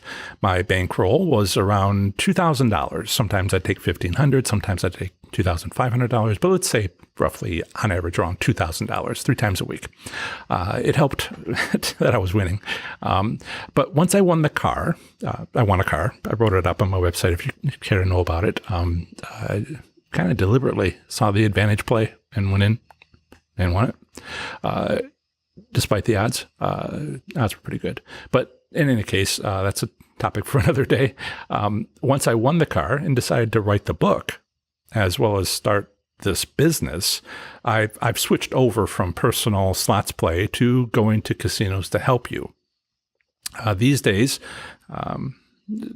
my initial bankroll is between $200 and $500 when it's not a nearby casino. And if I go to a nearby casino, sometimes I'm using the slots play. What it usually means is that if I've never been to that casino before and haven't been a member of its royalty program, I don't have free slots play. But sometimes I go to a nearby casino in Ohio. It has some of the best odds, usually monthly odds return statistics for the states, and it happens to be not too far away. So I am a member, and even today I got a $50 free slots play. I usually go there to spend that and try to learn anything new that might be coming out. It's better for me to go to a bunch of different casinos because one casino may not get everything, but that might be coming out as far as new technology. But it's tries to stay on top of things, small casino. And so I go there to check out for the new stuff and to spend my free slots play doing so. It's high limit room is fine. I've been in it. I've done very little of it, and there in that particular high limit room, and I figured out how to win there. But it's you are not all high limit players, so. So I go in and try to do stuff that what I would learn. Right. So the chat's a little distracting today. Assistant is a fine idea. Okay. So either way, I've done one or the other, the local casino or another casino that's farther away that I've never been to do a casino review. I've done one or the other of these trips about once a month, although I have entirely skipped the pandemic. That wasn't entirely my choice, as I was dealing with some busyness from my day job, which got in the way of going to casinos. That shouldn't be a problem in the future. And I'd like to, things have changed. So, I'd like to get my casino trips up to twice a month. It takes time to do a live stream and record videos, which are coming, and do other things with the website and the podcast. So I think my schedule would be not too hard to do 2 a month and answer the questions and all the things that go into doing that. Maybe one local and to check for anything new and interesting, and another for a trip to a new casino somewhere else. Now, as I mentioned last week, I'm in Ohio, so I've got 7 different places, north, south, east, west. Canada is not, on their side of the river, St. Clair River from Detroit, so that's an option. Windsor's Caesar's Windsor. And so there's maybe 7 different things I can try. And I want to go through some of those before, I start having longer trips to like the 4th of July. Traditionally is Las Vegas for me, but I didn't go this year. That's when I like to go, but I don't usually gamble because it is a major holiday, and that's when California shows up. And I'm very leery of trying to win when Las Vegas darn well knows there's a whole bunch of people that come once a year, and they turn the odds down for holidays and weekends. And I wrote something up about that as well. So another good question. In the chat. So I will answer that in a moment. So I'll write up these casino trip reports for as reviews and write them up and show them, put them in podcasts and et cetera. And I'll see if I can't do something live from the parking lot or some, video that I would record and try to do a good job at that. I've done some things in the past, and I've sort of down selected how the best way to do some of the stuff. But it'll start by writing something up, and it'll also have videos, and you'll see on the podcast. So as I do more of those, I'm looking forward to them. But the question is, of course, when? At this point, that's all about dealing with the pandemic. So, let's see. I want to make sure I don't lose my place here. Okay. So Nigo says, do you think high limit room have better odds?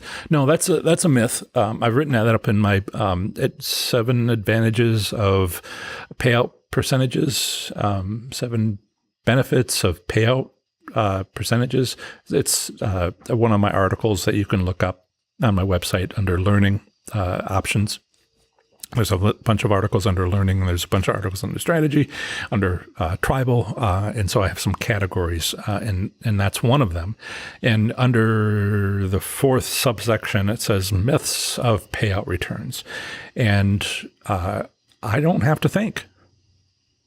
You ask me, do I think high limit room has better odds? And I don't have to think, because 5 states provide return statistics by slot machine denomination. All right. So we can see what actually happens in 5 states. Some states just have return statistics, but it's not by denomination, some by casino, some by region. But there are 5 states that provide slot machine denomination return statistics. And you can just look at them. About half of them have the best odds are on $5 denomination or more. Half of them are penny machines or nickel machines or dime machines. So do I think high-limit rooms have better odds? Half the time, the data shows half the time they do and half the time they don't. That's the answer to that question. Scott says, order my book. If you haven't, it's really good. Thank you. I appreciate that, Scott. I have a book on Amazon. I'm still not sure if I can even say that Amazon takes 70% and I get 30%. I think I'm not supposed to say that. I should look that up at some point and stop saying it if that's the case. It's under $20. There is a print on demand, so you can get the paperback. There's one over in the corner. I don't see one handy in front of me. Don't want to go for a walk for it. And paperback is available. Also, you can get the ebook. And I just finished a month or so ago the audiobook. So all 3 are available if you go to Amazon.com. The book is called Learning to Win by John Friedel, and it's How to Make a Profit at Slot Machine Gambling is the subtitle. So you should be able to find it pretty easily by looking up Learning to Win. Please. So I have another question. It's a short one. But I'll come back to the other questions that were asked. When will my online course be available? Since we're talking about books and things that I'm selling, I'm not trying to make this a sales video. When I do a sales video, you'll know it. But I do want to mention that, as a resource, I have written a book that talks about all my winning strategies and also how to identify your gambling goals. And further, something I haven't written up that I need to is basically the gambling style. And that's a bunch of articles I haven't yet put on my website, but it is available in the book, and that's about the only place you can find it right now. So those are the things, and it's really the history of how I got started and what it was like to win a car and practical things about that. And feel free to enjoy. It's one of the first things that I did. Some of my articles will go into greater depth, and some of the thoughts that I have lately based on questions I've gotten from you guys will explore some of those ideas a little bit further. But if you want a comprehensive approach, what I did, it's in the book. And so I am starting an online course. Rather, I'm starting to start an online course, but I have gotten started, and that's the good news. And the not so good news is that it's going to take months to have it ready for you. This amount of time is pretty typical, and for an online course, it should, what do I know, in fact, about it? And I expect it to be a 6-week course. I expect to put it all together and then have what's called a beta test, where I have people that have already volunteered go through it, and it'll be for free. But the request that I would have is to give me feedback. Is this a clear explanation? Is this not a clear explanation? Do you feel like I should move the order of explaining this first or that second, and sort of fix it once I put it together in the best I can, and then get feedback from this group of beta testers, some of which are here, and we have enough of them, and they go through it over 6 weeks. So right there, that's just over a month. So I figure probably be available for, correct all that stuff will take another couple of weeks, maybe redo some of the videos and other reference materials. So probably 4 months before the beta group runs through it, 2 months after that to fix things. So 6 months. I'll see if I can pull it in. I haven't really scheduled everything bit by bit. something like that. And then it will be available. Let's see. I wanted to, I had questions that I pulled from the live chat. Let's see. Let's just go through those. How long should I spend at a slot machine? This is something that I skipped over when I talked about taking your bankroll, dividing it by 100. All right. A systematic approach, instead of just going by feelings, which sometimes works. It depends on how good you are at intuition, how long you've been playing slot machines. But if you haven't played slot machines, you might not have much of that. So I'm going to assume that you're just looking for a systematic approach. How should you spend on a slot machine?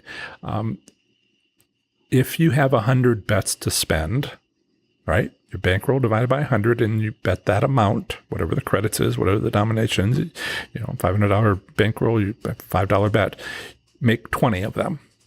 You can make 100, make 20 of them. If you don't win anything, move on. All right. This is often why I sometimes will use the number 120. Divide your bankroll by 120, because if you sit down on a machine and you don't win anything for 20 bets, then you're down to 100 bets, and it gives you several slot machines you can try. Now, this gets really expensive if you just randomly choose a slot machine. So you want to do all the work that we talked about, where you would down select from the 1,200 to have a better selection and choose slot machines and make good choices, because otherwise you're just guessing a little bit too much. So make 20 bets. Did you win anything? If you won not a single thing, not a quarter, not the smallest possible win, if you won 0, walk. And you might not even wait 20 bets before you do that. All right, go to something else. That's not what you're looking for. Well, just give it a chance. No. If it's not doing anything the first 20 bets, definitely walk. Might even do it sooner. All right. Now, if you get a couple of wins, that's where you start at, let's say, okay, no wins, walk. Maybe before the 20 are up. If you win a lot in the first 20, stay. All right. Now we're into the in-between amounts. Let's say that you make your 20 bets, and let's say that was $100 and you made $21 bets, right? And you still have the $100. All right. Is that a winning machine? If you aren't losing, is not losing a winning machine? Well, it depends on your gambling goal, right? If you want comps, you need points. And how do you get points? By spending money. But if it's giving you just enough to pay you back what you spent, oh man, you could be there for hours. Cycling bankrolls. Cycling, spending $10,000 and winning $10,000, $1 at a time. All right. Don't drink too much, because you don't want to have to go to the restroom and leave the machine. All right. Hope you had a good meal, because you could be there 12 hours. You cycle bankrolls and meet your gambling goal if it's to earn comps. Now, if your goal is completely different, if you are there to make money, and you put $20 in, you win $20, you put $20 in, you win $20, that's a waste of your time. I mean, unless you've got a secondary or third goal about, well, I could use a few comp points or something, but if you're just there for the money, it's not a winning machine anymore. So if you are winning something, you have to decide, is it enough? Could you do better elsewhere? Could you make better use of your time? If you want to leave, you'll know after 20 bets. You'll know definitely after 20 bets, maybe even sooner. But if you want to stay, okay. And we can get into some of those choices that you can make. What changes in jackpots and payouts, if any, has anyone noticed that casinos reopened? I tried to cover some of this when we were doing casino reopenings. We basically, what are the choices available to the casinos? They can change the odds. A lot of people are concerned that they would just shut it down. They would, nobody's winning anything, but they can't do that for very long because people won't come in. And that's a long-term problem. Now, they definitely do that, but others are smarter about it. And that can happen anytime. It doesn't have to be a pandemic. And it's some internal process where they think one thing and another thing happens, and they always learn the hard lesson. Now I have to pay things to win people back. But tribal casinos, that's basically what happens. But if you have a commercial casino, sometimes they're preparing themselves to sell, right? And they're trying to make themselves look attractive to a new buyer. And so they'll make everybody win a little bit more, and they'll, talk about to the new potential buyers about, hey, look how many people just come in and just, we're just busy every night. And, it helps their numbers to make them more attractive. And so after this pandemic, we're seen to be getting like two different responses, depending on which casino. And that's what you got to watch for. That what I've said in the past here is if you go into the casino, just wait. All right. Just walk, look around. Is anybody winning? Anybody? Do you hear a jackpot, roll up, ding, ding, ding, ding? Do you hear anything at all? When it's silent, there's people there and it's silent. Maybe they're talking, maybe they're chattering, whatever. But if there's no jackpots being won, no slot attendants, ask a slot attendant, hey, if you paid out a hand paid, since you started your shift 4 hours ago, this is what you ask. And if nobody's winning, how do you expect yourself to win? On the other hand, you go in and people are winning everywhere. And it's, you have choices at that point. Do you wait for somebody to get off a machine and get on it, within less than a minute so you can have the same odds? What do you do? But then you have choices. So, so sometimes they just take your money and sometimes they do things. The smart thing I've been thinking is smart thing would be to have a win-win situation where, I love winning jackpots, and if they're small, I don't notice. Or I try to notice, and I'm warning you to notice. But, hey, I'm winning money. I'm slowly losing money, but I'm still winning jackpots. And that's nice. That's nice. You've been away from a casino for a long time. That's nice. Now it's a fraction of the size it used to be. So, you might decide, I can't win for losing. But, casinos that do that, I think they're satisfying their customers and they're getting the money that they need. Okay. I have one more question there. Let me see what's happening. Jan says in Louisiana, 3 out of 5 machines with highest returns are high limit and up pennies. Nigo,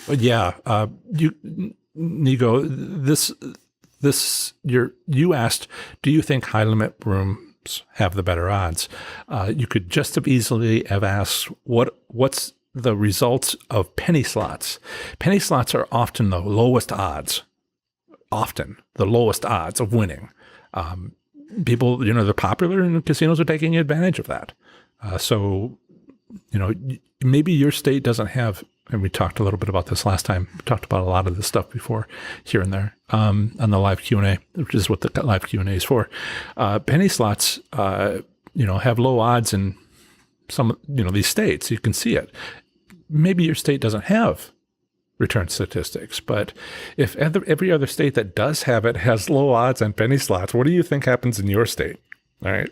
So we can learn from this stuff. So Steve's got some good things to say. I don't see more questions, just more conversations. Jill says that she's in Baltimore and she uses her free slot play in high limit room, but on the lowest minimum bet she can do. And that's a great strategy. I've met people who use that strategy regularly, and it's not necessarily the minimum bet in the high limit room. It's the one that's most likely not to win a hand pay, right? They look at the pay table and they say, well, if I bet 2 credits on this $2 machine or this $5 machine, it stays mostly below $1,200. So I don't have to do the W2G, don't get the W2G. Most likely I might make a mistake. I might win a higher amount. But, instead of having 200 W-2Gs a year, they might have 20. Right. And sometimes that's a technique. Now, the people that are doing that, I worry about them because, they may not be paying taxes, but I wouldn't know. I don't actually know, but I think that's the whole point of that approach. The person I'm talking about, not you, Jill, but the person that I was talking about. And I'm not an IRS agent, and you make your own choices. I've made mine. So yeah. Let's see.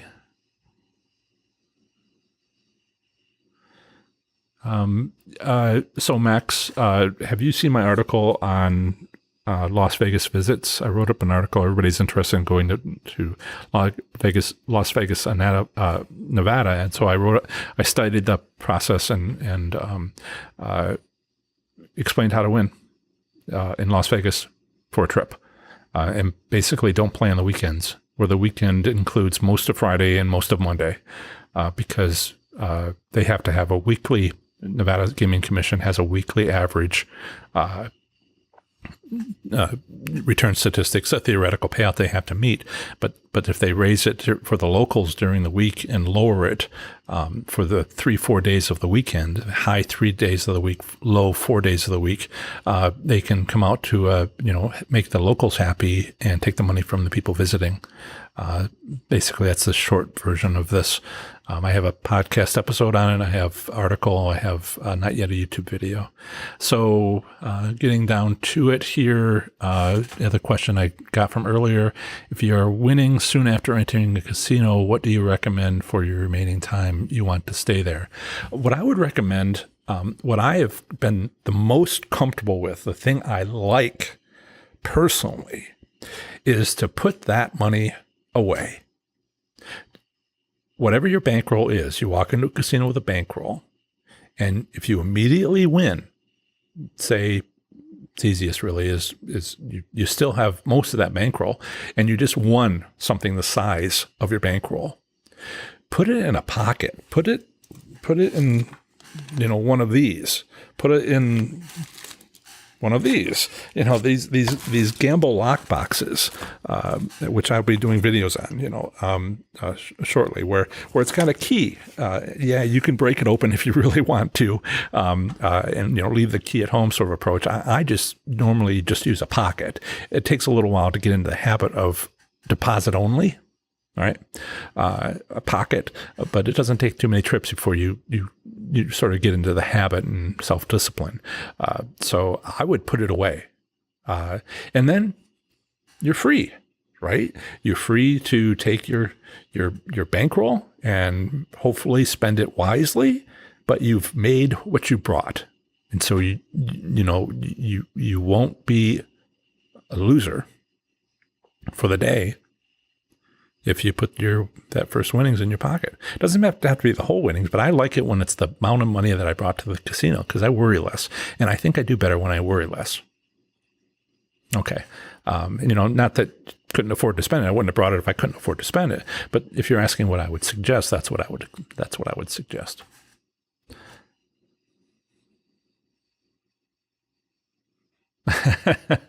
Scott, I am not going to share where you put your start money in, where you hide it on your body, because that in a picture and what casino you go to and what make of model of car you have, is not something I'm going to share with people. Yeah. I this reminds me of stories, but we are down to the last minute. Jan says she has a lockbox. It saved her bacon more than once. Okay, so we're getting close to it. I think I answered every question, which is good timing. I want to mention, please join your local slots community on Facebook to get the latest on casino reopenings in your area and chat with others, locals, where you can share your trip reports and see what other local slots enthusiasts are sharing. Every state has a private Facebook group slots community under Professor Slots. You can find them at professorslots.com/FB. Watch more of my videos to improve your slots gambling performance. Have fun, be safe, and make good choices. Bye.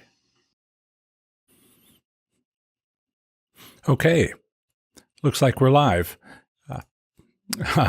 There's always a slight delay, and I wonder where we're at. So, hello, slots enthusiasts. How are you? It's great to hang out with you again for another Professor Slots podcast episode and live stream. Today, we'll be diving into a question I'd gotten during a consultation with a client. The question was, are there people that make a living playing slot machines? That's coming up. Hi, my name is John Friedel. Welcome to Professor Slots, a channel that's all about mastering casino slots so you can win your way to success. If you've ever walked into a casino, looked around, and wondered what's going on with slots and more, I can help. Thanks again for joining us today. Whether you're listening on the podcast, watching this video later, or here with us on the live stream at noon Eastern Time each Saturday, I'm glad you're all here. But first, if you're with us during the live stream, make sure to say hello to everyone in the live chat. Some people are regulars, some are new. And so let us know where you're at or where you play slots. I'll check in with the live chat in a little bit. And as always, be sure to ask your slots-related questions. Today's topic is based on a conversation I had with a member of my audience, whom I'll just call RS, where RS asked, are there people that make a living playing slot machines? We had a bit of a conversation. I've invited him here today. He's here on the live chat, and which nobody else can see unless you're actually here during the live stream. So I thought, what an excellent question. I thought other slots enthusiasts might also be interested in this topic, so I wrote an article on it, which I published yesterday evening, called 5 Ways to Make a Living Playing Slots. I'm still working on producing the video, but it should be finished and uploaded in a few days, perhaps as early as maybe today, but probably tomorrow, Monday at the latest. See lots of familiar names in the live chat that's scrolling past my eyes. I wanted to thank Paula for being today's moderator in the live chat, so she can keep an eye on things. We've had some interesting non-humans show up, robots or something, I don't know. And so she's keeping an eye on the situation for us.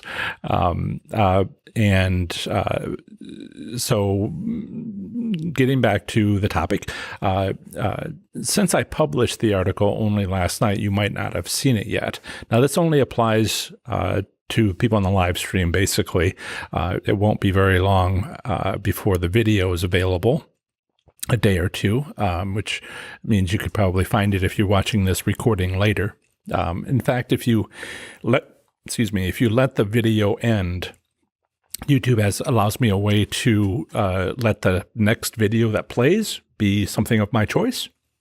And so I'll make the next video that plays that video. If you're a listener of the podcast, well, as you know, the first part of the podcast episode that you're listening to, which should be number 101, was actually, I went over that article. So probably people that are worst off is the people in the live chat, because it only came out last night. Paula was kind enough to post the link in the live chat, but again, since I only published it last night, you might not have seen it, depending on how you're listening to this or watching this. As always, if you want to know what's in the post, you'll have to go take a look at it. I'll put the link in the description of this video, as well as in the show notes for those podcast listeners. But also, Paul put it in the live chat. So, again, as always, it is not my intent to spoil it for you here. I don't intend to just read you the article. That's what the article is for. That is what the video is for. That is what the podcast episode before this portion of episode 101 is about. But I did want to talk about it. I did want to talk about it during today's show. I see lots of things in the chat. It's always great when it's so busy live, but it does. That's why I have a helper now. We got more than the usual number. For those of you who are looking for Chip Barron, as he calls himself here on YouTube, he gambles Saturday mornings, and so he apparently he's not able to make the chat. Maybe that'll change in the future, because he was able to make it for a while when we moved from 2:00 in the afternoon to noon a month or so ago. Apparently it's not working out as well for him, and he always had a lot to say. In any case, for this article, I don't try to duplicate my published content here, but sometimes there's questions, or perhaps more accurately, unexplored avenues of discussion. In other words, what didn't I talk about? So let's talk about what I didn't talk about. In the article, I briefly touch on poker players that make a living this is actually, I have something to say for a little while here, but I think this might be a good time to check the live chat just to see what's spilling over. I'll quickly run through some of the content here. Lots of hellos. I'm usually here about 10 to 15 minutes before the show starts, before we start recording and chatting with people. So some of that took place, and a lot of family, friends, and friends are here. Steve, RS is here. Lois and Dave, family, friends. Larry from UK. Chuck, St. Louis. Paula, our moderator, is here. Let's see. Joe is here. He moved to Arizona. He'd been planning on doing that. That was tough. Jeffrey from Maine is here. Greener Pastures, Wisconsin, right? Wise Virgin, which is Richard from Western North Carolina. He plays at Harris Cherokee. A lot of the regulars, some new people. Dave Odom is, hopefully I pronounced that correct, is here. He's in Salem, Oregon. So we're getting more than just the United States. We've got Canada, UK, and across the US.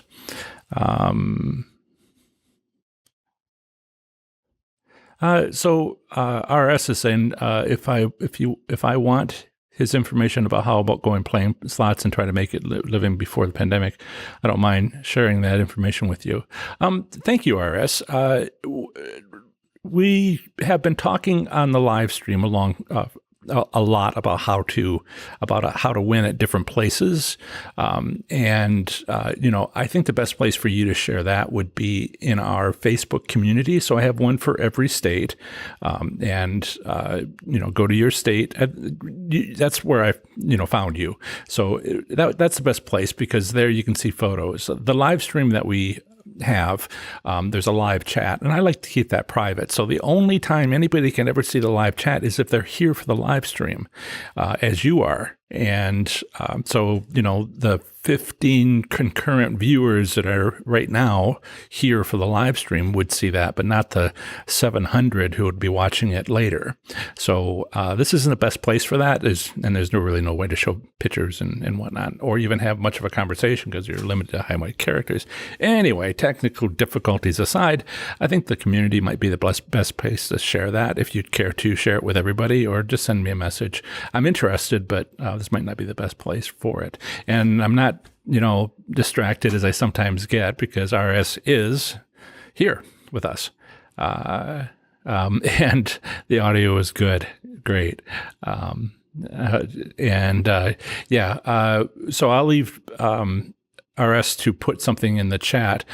Just be aware that I'm not likely to see it because we're doing things live here. But feel free. There's a method to my madness, honest. So let's talk about what we didn't talk about in the article.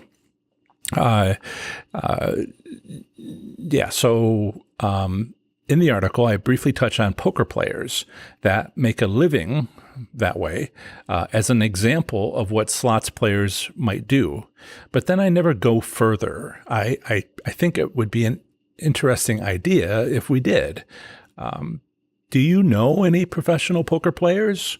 I've met a few, both the kind that use poker winnings to pay for their playing other table games.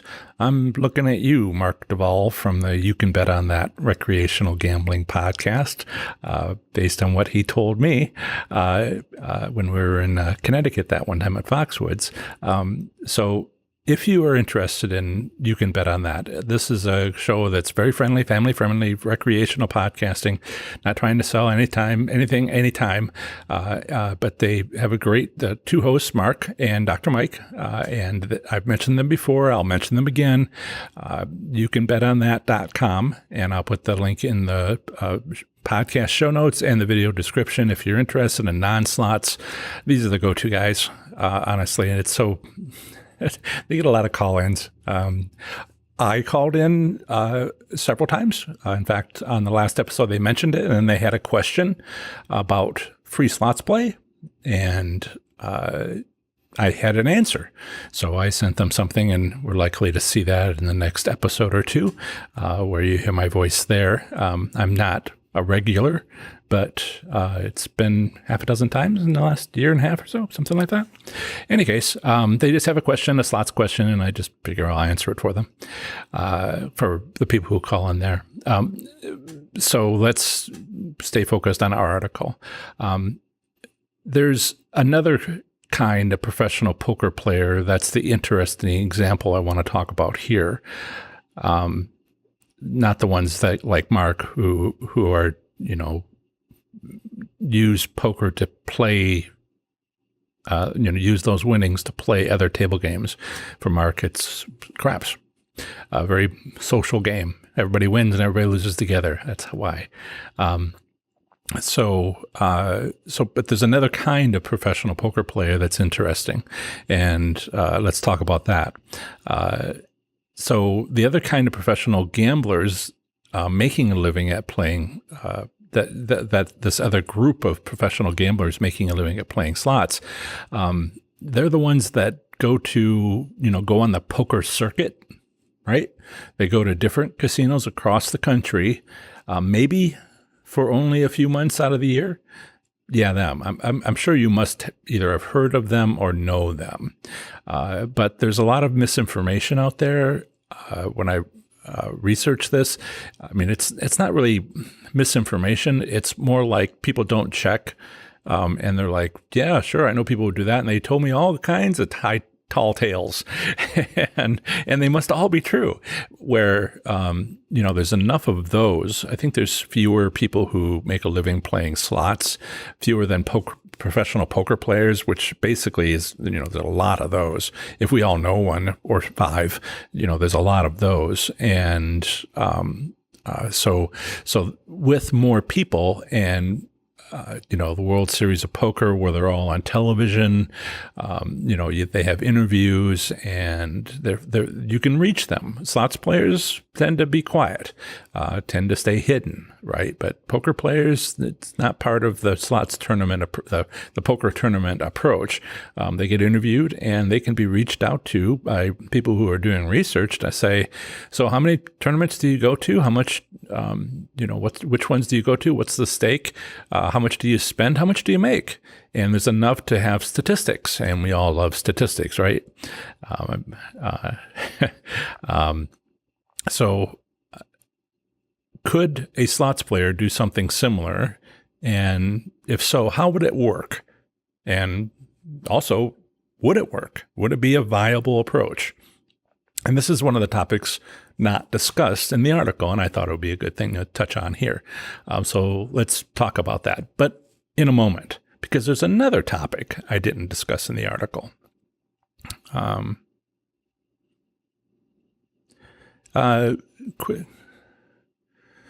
So yes, the live chat. Leslie from Oregon is here. If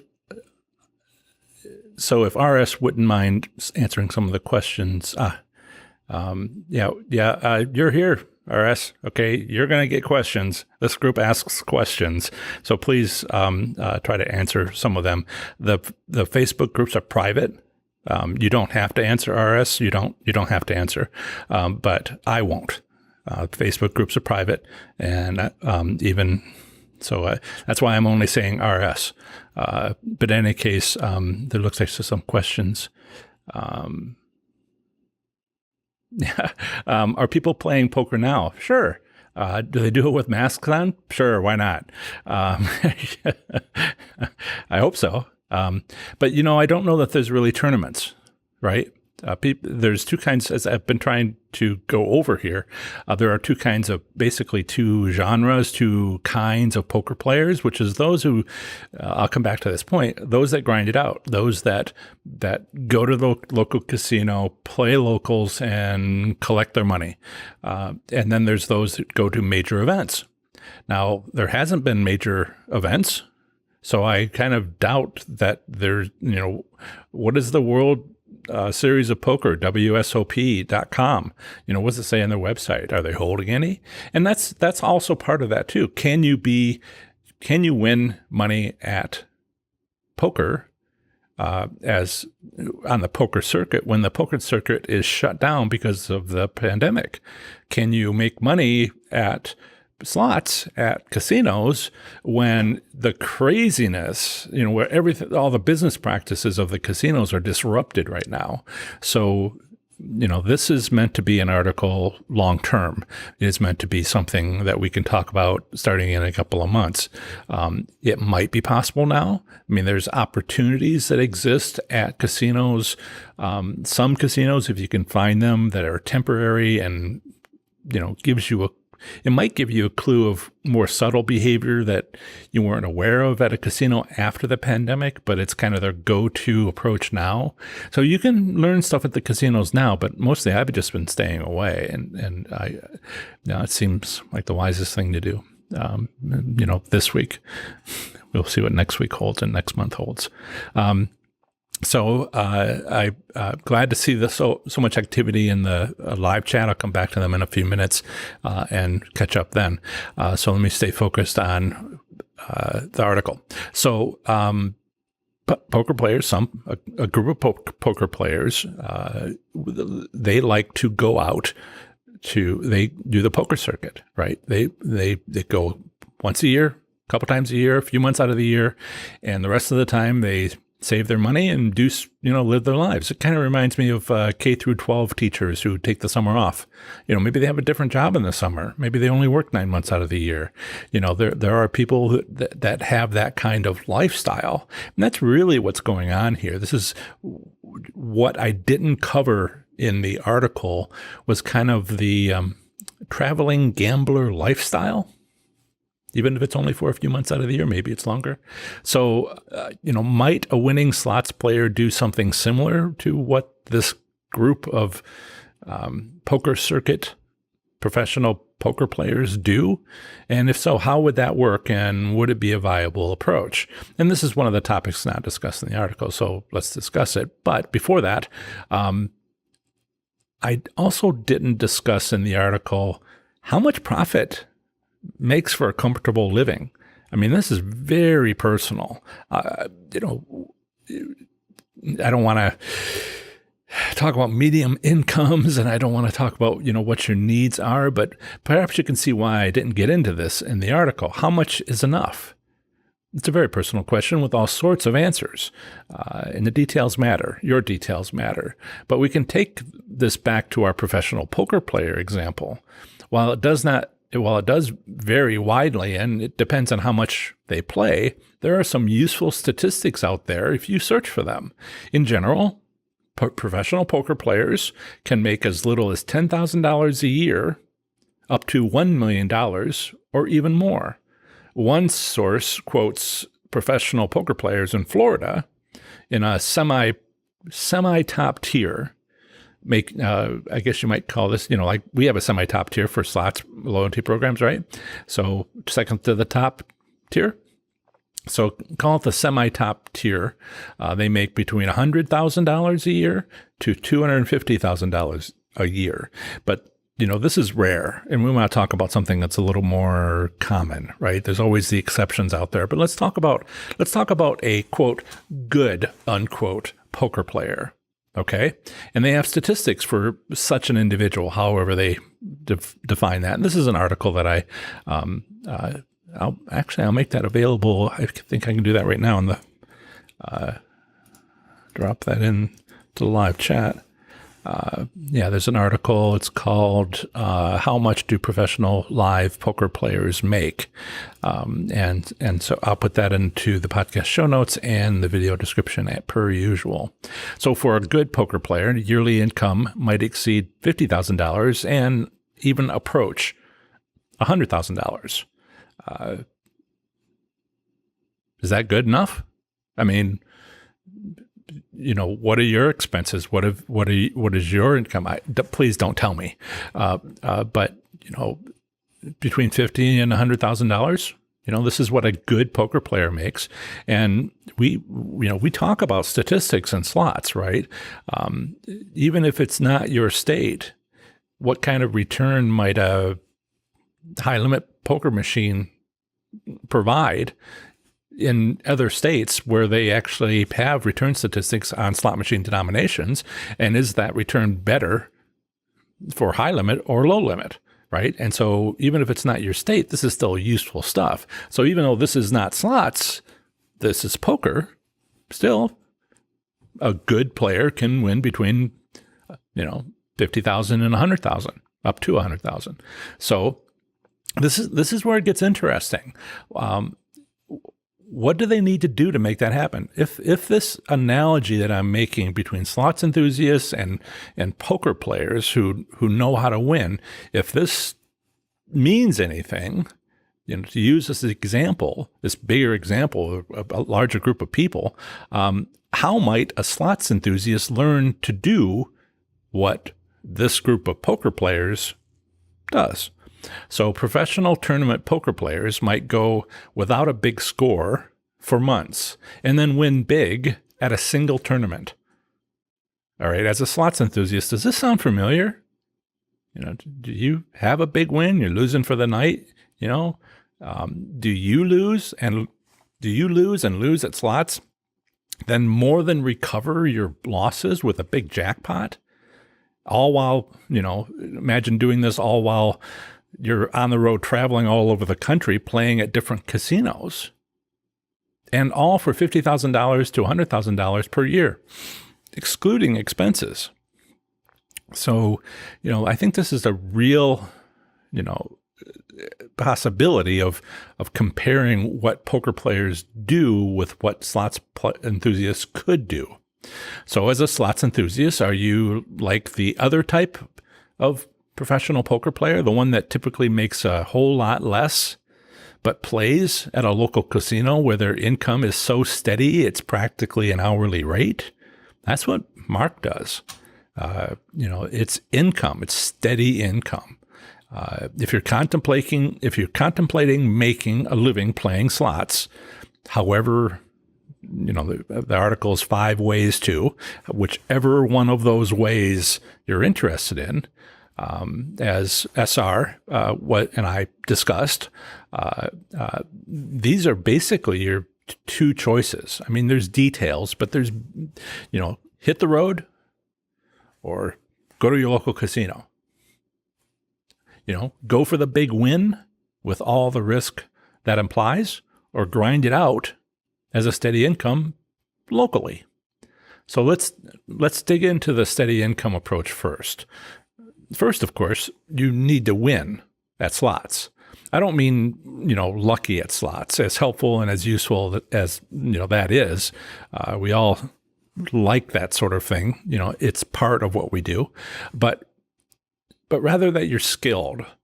You figured out how to win at a local casino, like SR has. I mean, that's, RS. As RS has offered in the live chat, he's happy to explain. But this is about his casino. Okay. And my worry is if you wanted to move to and I mentioned this to him, my worry is if you want to move to being full-time, if you want to make a living at it, then you sort of have to question how firm some of that winning is. And I don't know if RS plays at a tribal casino, because it's very unlikely a tribal casino would ever be sold. But it happens every couple of years with commercial casinos. I mean, it has locally. Since Horseshoe Cincinnati opened in 2013, in the last 7 years, it's been sold twice. Actually, more times than that, because a commercial casino's got many owners, and some drop away and some stay, and then some get like a controlling interest with a block of them, and so they have more than 50%, they're 50.1% ownership, and then they get to call the shots. It's all this back and forth. So the major owners resulted in a name change at the casino where you saw the sign change. That's only happened, there's been 3 big signs up. Okay, and one most recently earlier this year that was approved last year. So, and that's only 7 years. Then there's, you win taxable jackpots, you get the W2G, and then the W2G is the official name of the casino. And I've seen that change a couple of times because the conglomerate of the organization that is in charge of the owners, that can have some subtle shifts when, groups of, individuals, owners, sort of like take a controlling interest. So there's a lot going on. Not so much to worry about at a tribal casino, but otherwise. And as always, as I talk about these things, it may sound as though that's a bad thing. It isn't. It's like the best thing ever. And I'll explain why in a minute. I need to check back in with the live chat. It's looks like a busy day.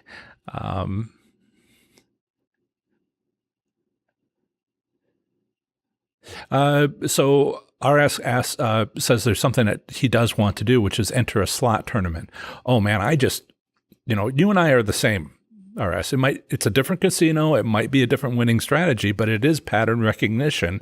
And if somebody sits you down and says, okay, this is the time I want you to be here. This is the chair I want you to sit in. And this is the button I want you to push, but you can push that button as much as you like, only for the next, 3 minutes.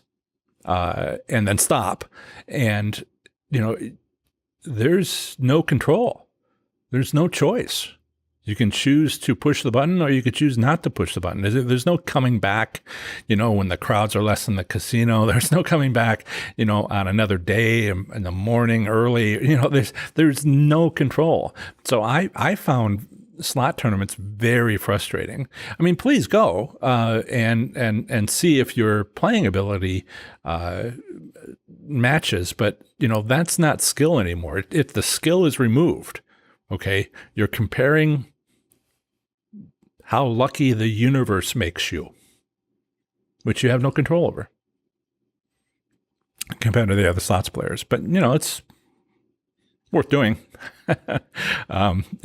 So Michael says in Blackhawk, it's been more than a couple years since I met any players making a living at it. Yeah, there are, and I have topics, content on this. It's when it's luck. You have no control, and maybe it'll happen, maybe it won't happen. Odds say it's unlikely, and that's it. Right. Then there's, but the physical reel on a slot machine, I keep on trying to find different ways to explain this to people. The physical reel on a slot machine isn't a roulette wheel. All right. I mean, assuming roulette wheels don't have a brake, but it's not free spinning. It is free spinning on a roulette wheel. It is not free spinning on a slot machine. But it kind of looks like maybe it is. No, it's controlled by an electronic circuit board, which says stop here. And so it stops there. And it's not random. It's not fully random. There's luck involved. But as of 2012, with central servers, and a little bit before that, because it always had electronics, for as long as it's had electronics since the 70s, so when circuit boards came out, it's got some skill involved. There's something the casino has input on. But not all casinos choose to do that. Not all casinos do that. And you could have a casino where nobody could win.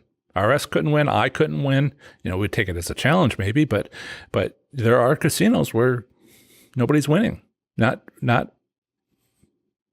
because the casino has set it up that way. I mean, there's like the state of Washington, right?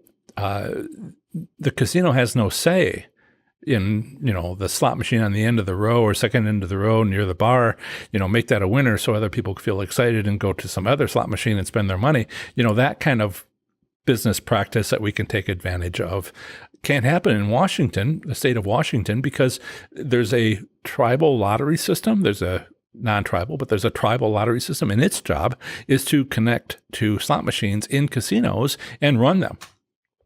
Right? The casino changes the paper, voucher paper when needed. Otherwise, the off-site is the control. And so, that's much more luck-based slot machine gambling than all the skill-based stuff is. Maybe all of it has been removed, right? Some of the slots in New York are like that. The question is, Rhode Island like that? Maybe how's the business set up? And so, all right. So, RS talks a little bit about table games. Jeffrey says table games are still closed in Maine. Yep. Let's see. Richard says, have met a high roller that did, in fact, claim winning $3 million in hand pays for last year. Yeah. I'm sorry. Yes. And I have to, okay, so Richard says such and such, not such and such, but the person says $3 million in hand pays. See, that's missing key information, all right? Did they win a profit? Also, and we could talk a little bit about statistics too. Can you imagine spending $3 million, your top denomination, the top bill that you can use is a $100 bill. All right. So can you imagine putting, what is that? 30,000 bills into a machine? I mean, 1, 2, what's 30,000 seconds? This is months of just handling money you put into the machine. Just consider that kind of life. Steve says, do poker players put money away for the future? That's a question, probably not. I think there in the now. Steve, actually, the article that I put in there has some great words on that. It has some great topics on that. It made me realize how glad I was that we've been talking here about money management. They are all about money management. They get bored at a tournament where they have to stay awake for 23 hours, 41 hours straight. And it's mostly just boring, but they have to stay aware and focused, on the game as it proceeds, game after game after game after game for days. And they get bored and they're just like, could it just be over? I'm going to make, Texas Hold'em. I'm all in. And then they're done. And they're like, oh, I should have been more patient. They have to manage their money and also, save their money from previous year's winnings until the next time that tournament happens a year later. And so they both have to live on that money and keep the entry fee for the next tournament, next number of tournaments. So that's a life, and it revolves around money management. Let's see. Love today's live chat. It's very lively. Oh, yeah. Okay, so there was a topic in the article that I wrote about that I didn't cover, and I'm not going to cover it here either, which is taxes. All right. If you're a professional gambler, status with IRS, that's a section or two in the article, not to give too much away. That's a business. And, I have a business. I'm not a professional gambler. I've chosen not to be, but professional slots gambler. But I do have a business. So, again, I don't want to talk about the article. But taxes, I've done that before, and I wished I hadn't touched it with a 10-foot pole. My personal experience has been, and I'll mention this in a minute. I got to top tier at Horseshoe Cincinnati in the last 6 weeks of 2013. They had opened, I believe it was in March of that year. So that was their first year. And I'll talk about that as well. But 6 weeks, all right, 51 taxable jackpots, one of them as high as $27,000, right? And I got to top tier, 7 stars in that 6 weeks. I'd been there half a dozen times. It's all in the book, exactly how many and when and all that. But I had won 51 taxable jackpots basically in the last 6 weeks. And I had a few points. I was still in the first tier. I wasn't even close to getting to the second tier in the loyalty program. And by the end of the year, 6 weeks later, boom, Arrow Direct Fong this year. Excellent. Hi, been a while. And when I hit, 7 stars, it was all just such a new experience. But I think about sometimes, just so much I didn't know. And I think about sometimes, what if I started going to that casino when it opened in March 2013? And what if that first year wasn't the last 6 weeks where I got the top tier? What if it had started in March and I spent the whole year doing that? How many, let's say it was just the same. And I think it was, judging by people's reactions. But let's say it was exactly the same. March, third month, so basically it was 9 months instead of 6 weeks. And 9 months is, let's see, that would be maybe six weeks, right? Yeah, about that. Six weeks. So I could have had 6 times 51. Let's call it 6 times 50 hand pays, 300 hand pays, right? 6 times $30,000 in profit, right? So $180,000 in profit. And I got the top tier. So that was $750,000 in points. So I'd cycled my bankroll at I'd cycled bankrolls to $750,000 worth. There was a few free credits, but in 6 weeks, how much do you get? So, and that first year actually went to like 800,000 something. So let's call it by the number, 750,000. And let's say it was 6 times that. We're talking about $5 million the first year. If I had done it since it had opened and rather than just the last 6 weeks. The point I'm trying to make here is what would have happened to my taxes? Because I found out something terrible on my taxes early in 2014 when I started doing them. I had city taxes. I was not even fully aware that I'd had city taxes. I guess I started there the previous year. First year I would have had them was 2013, and the second year was 2014 because I moved there in 2012. And, it was all sort of like, huh, what? I never had them before in my life. Can you imagine $5 million where they don't accept gambling deductions, just like the state of Oklahoma doesn't, or up to the state of Oklahoma has a gambling deduction for non-residents of, I think it's $16,000 or $17,000, and that's it. And after that, you pay taxes. So you imagine my paying 2% on $5 million? Yeah, surprise. So I'm not going to talk about taxes, and that's my 10-minute rant on taxes.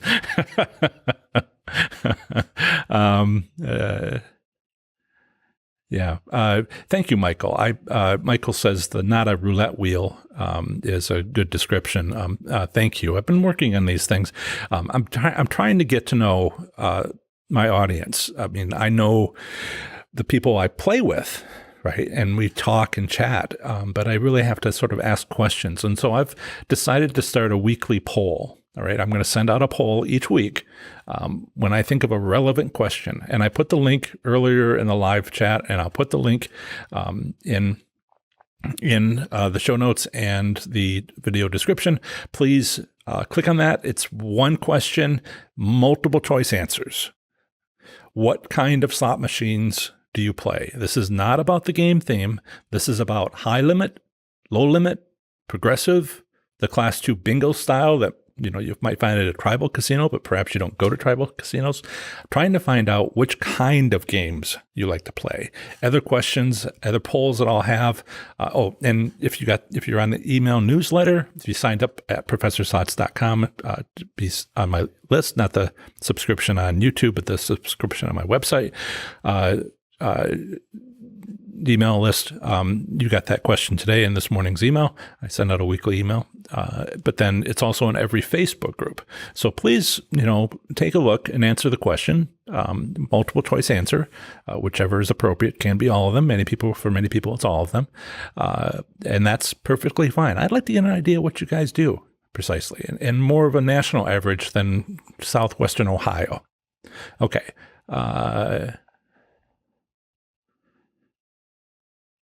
Yeah.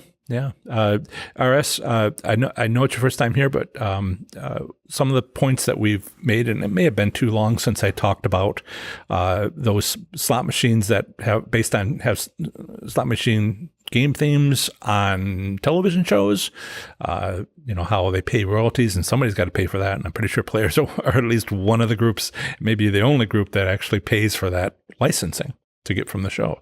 That's expensive stuff, multi-million-dollar stuff. Yes, I agree with Leslie. Thank you, RS.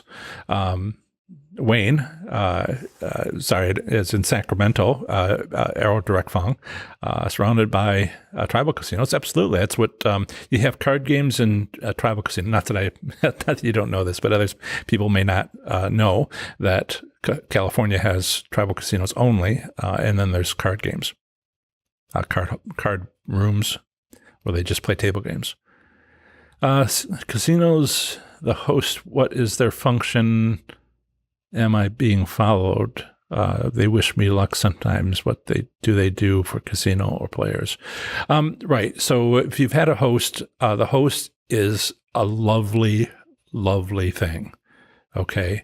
I've had them cut through a crowd of people who are all, as they walk by, the people around them are like, oh, could you, and they kind of pluck at their clothes, and stuff, and they just force their way through because they need to get to me within 30 seconds of my putting my Players Club card into the slot machine. All right. They're dedicated to, they're the host of someone, and they, the look on the faces of the people they just walk past, to get to me because they're there for me, when it's my host, or if it's your host, they're there for you. I have nothing bad to say about hosts. And besides which, they can't track you. They don't know what you're doing. I mean, they're trying to get you a good meal. They're trying to get you, do you like baseball or football? They ask questions to try to help you to learn what they can give you, what they have, and fight for you when all the hosts get together and divvy up. It's like a good concierge on a street in Miracle Mile downtown Chicago, and all the concierges are like, okay, I've got this and I've got this. There's been movies about concierges doing deals on getting the best stuff for their people, and if they know what their people want, they prepare those sorts of things. And that's how I think of hosts. They don't need to track your behavior in order to do something about it. That's what electronics are for. And I kind of doubt that too, because with the articles that I read, and I have articles I'm working on to come out about the slot machine manufacturers who make more than just slots. They also make these enterprise systems, the software that runs kiosks and the whole casino, really. Everything from communication to the central server to a call system to get the slot attendants to the machine with the blinking light quick and all of that. They give you, as Dave said, they give you free stuff. Hosts give you free stuff, but they give you free stuff that you're looking for. And sometimes the free stuff is what you've asked for, that sort of thing.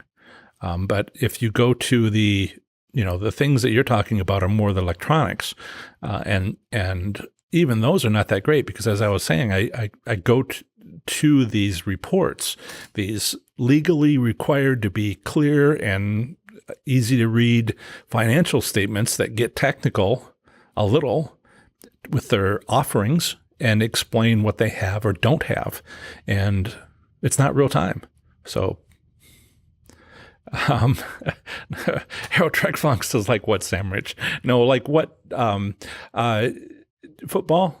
You want to go to your local football stadium, or do you want to go to your local baseball stadium? You like hockey? Downtown Cincinnati's got all three. Which one do you want? And how many? And hotels, the biggest problem, there's a host section, and I should make an article on that in my book. It's in my book, about all the things that you could talk about. I mean, they're looking for ideas, and they want something to get something appropriate for you. Top tier, I never got particularly good at asking for the hard stuff. Yeah. I'll let that continue conversation. Always tip your host. And your slot attendant. Sometimes the host has to put it in the kitty because they sometimes, like floor managers can't accept tips, but they can't accept it on behalf of all the slot attendants. They themselves can't accept it. Just one of the things you'll learn. Okay, so hey, there's a lot of questions about hosts. Maybe on the next time I do something on hosts, how's that sound? Let's get back to making a living. Okay. Right. So we talked about steady income. Yes, steady income works if you figured out how to win at a local casino, or at least one that's within a reasonable driving distance. This approaches what we often talk about here in these live streams. We talk about money management techniques and winning slot strategies, and first finding, then taking advantage of common casino business practices, like my 5-pull approach that collects the tastes some casinos like to give out when players first sit down at a slot machine. And then, I'm saying stop when you collect it and move on and collect and collect and collect and make it your strategy. Play a little and then move on. And that's all laid out very carefully. We've talked about that. But this is one of the steady income approaches that some poker players use. The steady approach is what some players use to make a living, or perhaps only supplement their income. And perhaps so do you.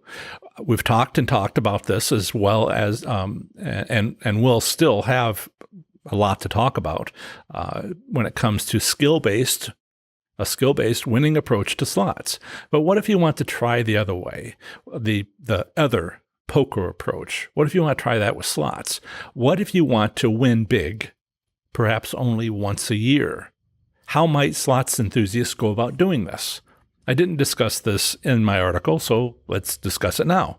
For 2 years in a row, and I touched on this already, for 2 years in a row, I made $30,000, a $30,000 profit playing slots. $30,000 one year, $30,000 the next year. This was during the last 6 weeks of 2013 and through the end of August in 2014. This is the time I refer to as my 9 months of winning 90 taxable jackpots. And the highest of those was $27,000. I also won a car. I go over this time of my life in my book, Learning to Win, available on Amazon as softcover, ebook, and audiobook. It's also available for less as a PDF version on my ProfessorSlots.com website.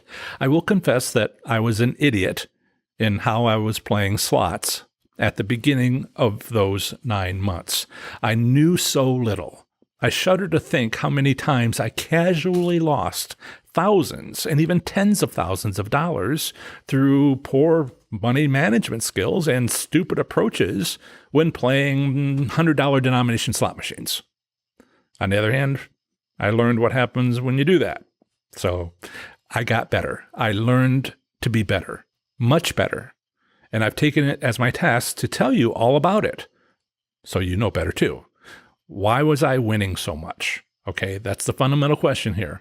For me, during that 9 months, why was I winning so much? Luck had little to do with it, and my bankrolls were not huge. My bankroll was just reasonable for playing a 2 or 3 credit, $5 or $10 denomination slot machine. You should be able to answer this question by now. What's 100 bets on a 3 credit, $5 denomination slot machine? What's 100 bets on a $2, $10, 2 credit, $10 denomination slot machine? Right. That's bankrolls between $1,500 and $2,000.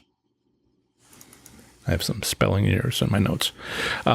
Yet, what was the casino business practice that I was taking so much advantage of? Let me tell you.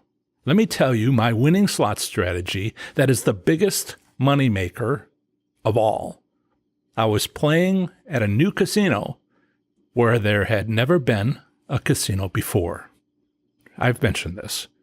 But that's it. That's what all the winning I was doing was about, alongside perhaps a couple dozen of us doing the same thing at Horseshoe Cincinnati when it first opened in 2013. This was before they sold themselves and their great reputation for a top dollar price to the next owner that drove them and their slots players into the ground. All right, this is total business practice. New casino, never been one there before.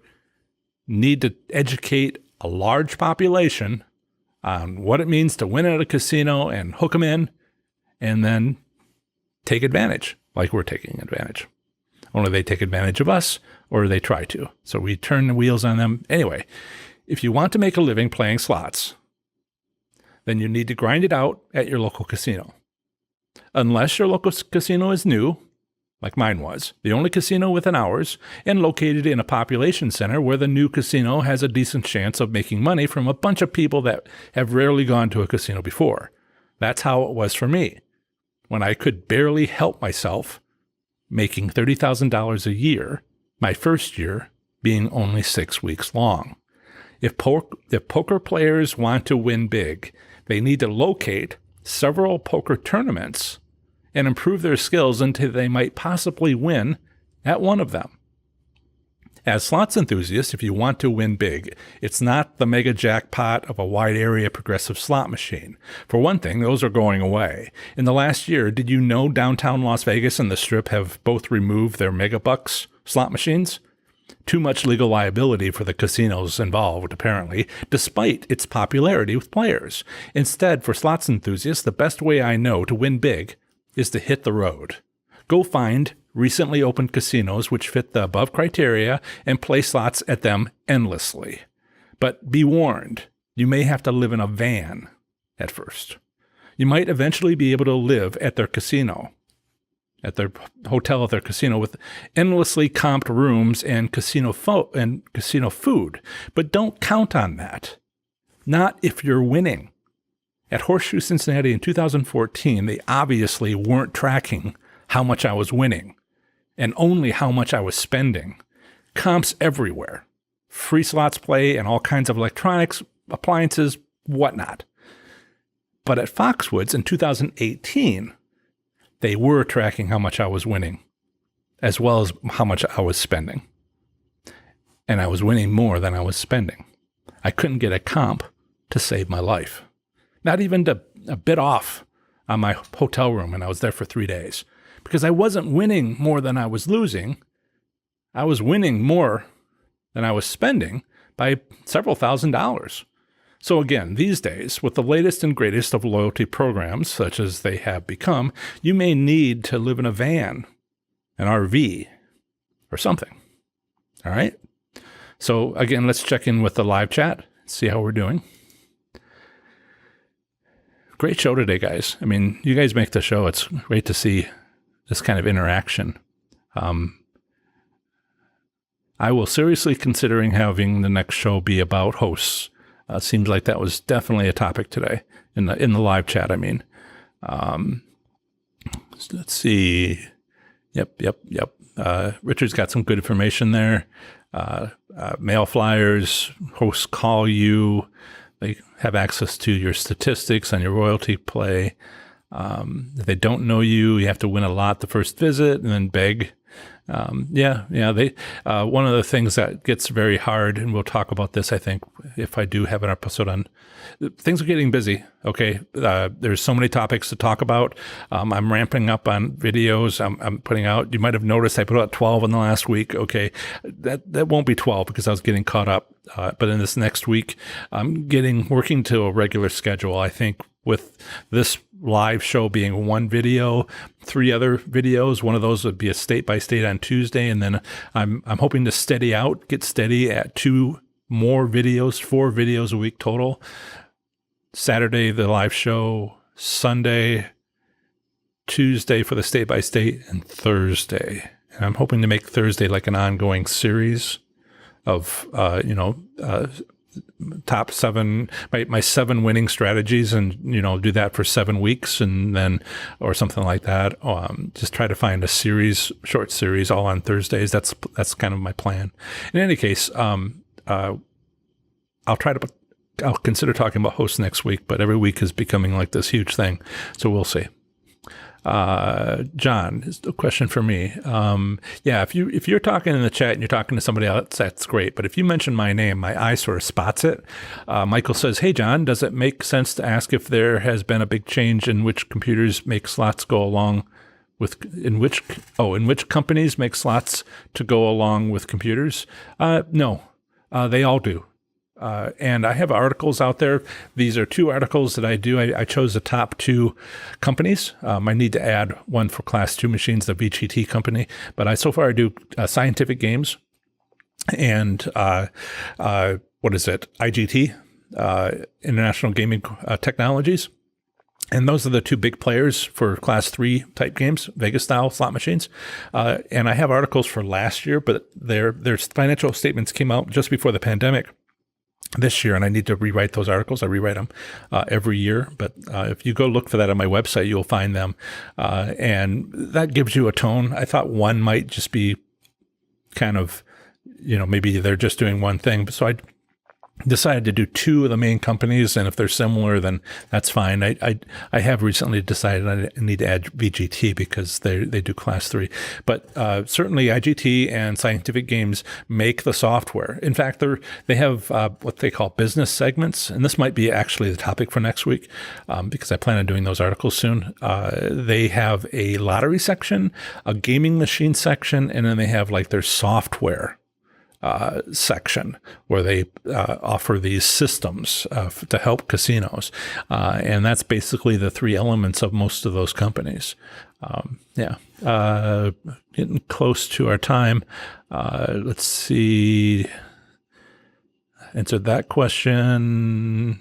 Talk between... I have a 5-pull method, but Dave says, I'm still an idiot. I use the 500-pull method. Well, that works too sometimes. I guess. Not for me. Okay. How much you tip is up to you. Yeah, $100 bills usually work for me. I try to range it. I probably don't give enough. When you get a taxable jackpot, you get, it's $1,200 or more. So I figure a 20. But then you have a slot attendant who, takes care of the paperwork, but then they have someone who checks. So I give a 20 to each of them. The floor managers usually only come along when the jackpot's over $10,000. And if it's over $10,000, I give out hundreds.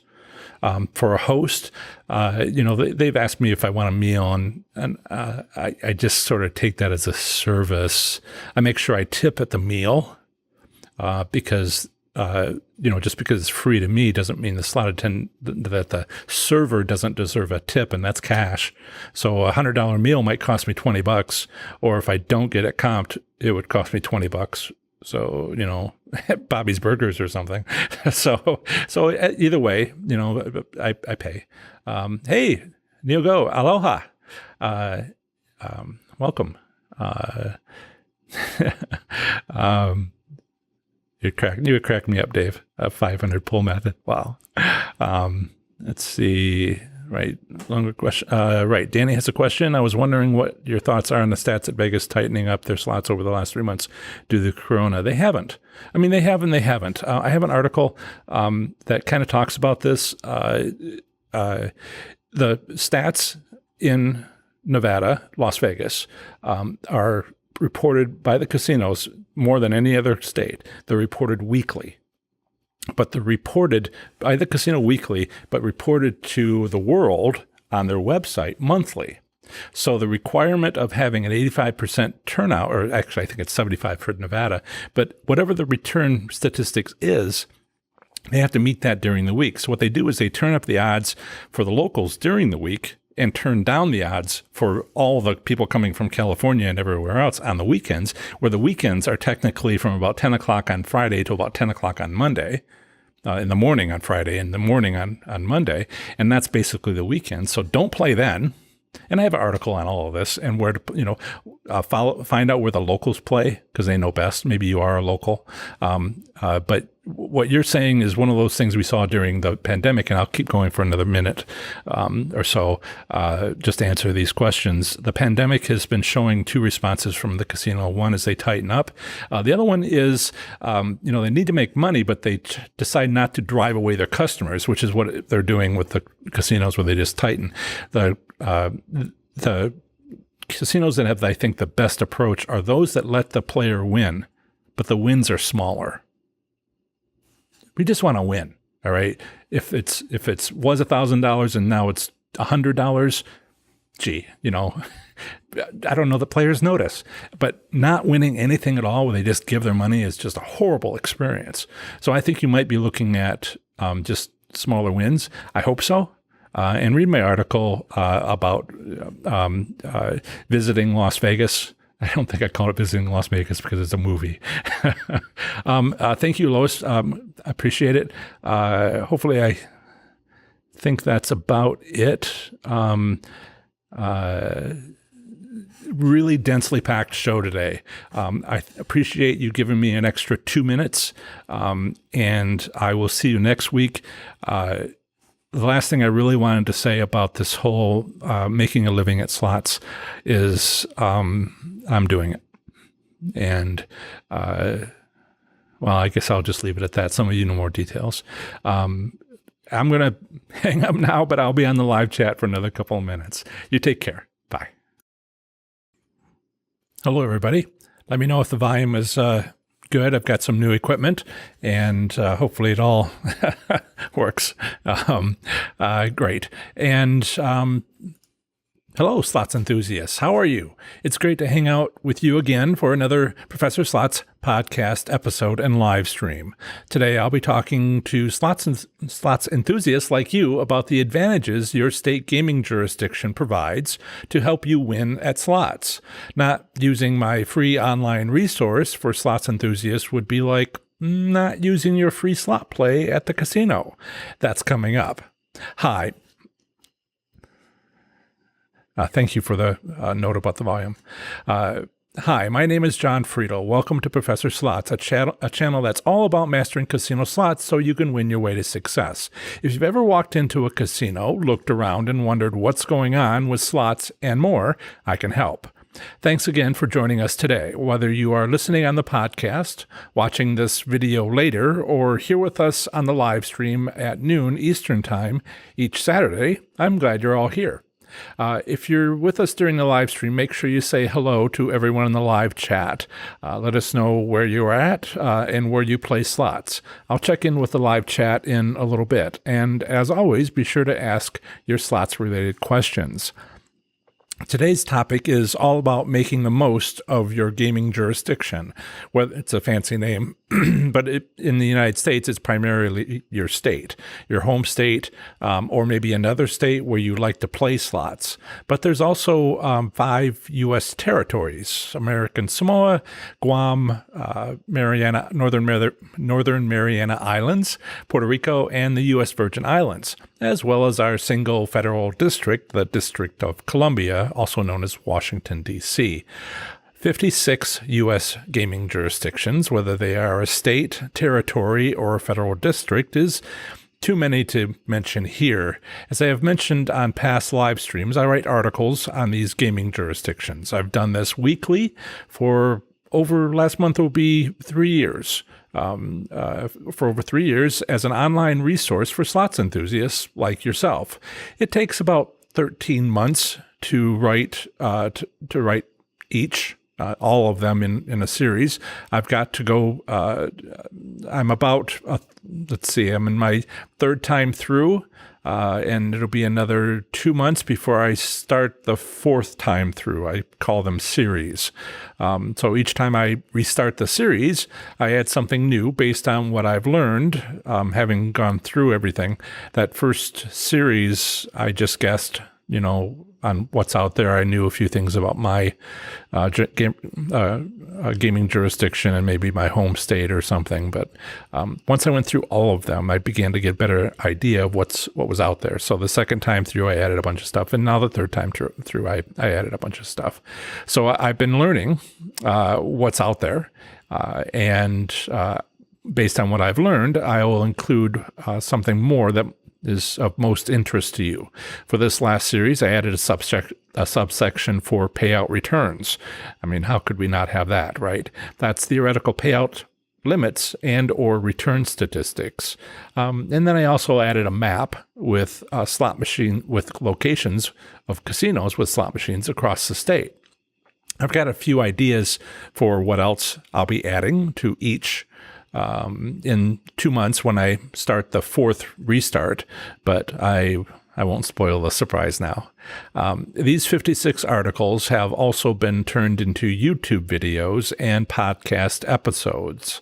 That's also something I've been doing for several years. As today's podcast listeners know, those that are listening now to this, not live, but later, tomorrow evening perhaps, I'll add on the next state at the end of each episode. For example, this live stream will be the first segment of the next podcast episode. It will be released tomorrow evening, and the second segment of that show, of that podcast episode, will this time be Puerto Rico slot machine casino gambling in 2020. And as it happens, this next podcast, I don't want to make a big deal out of it because this is not about me. This is about you. But it's my 100th episode. Woohoo! And as we like to say at work sometimes, that was 5 minutes ago. I guess in this case, 5 seconds ago. However, I've been a little bit inconsistent with each state's YouTube video.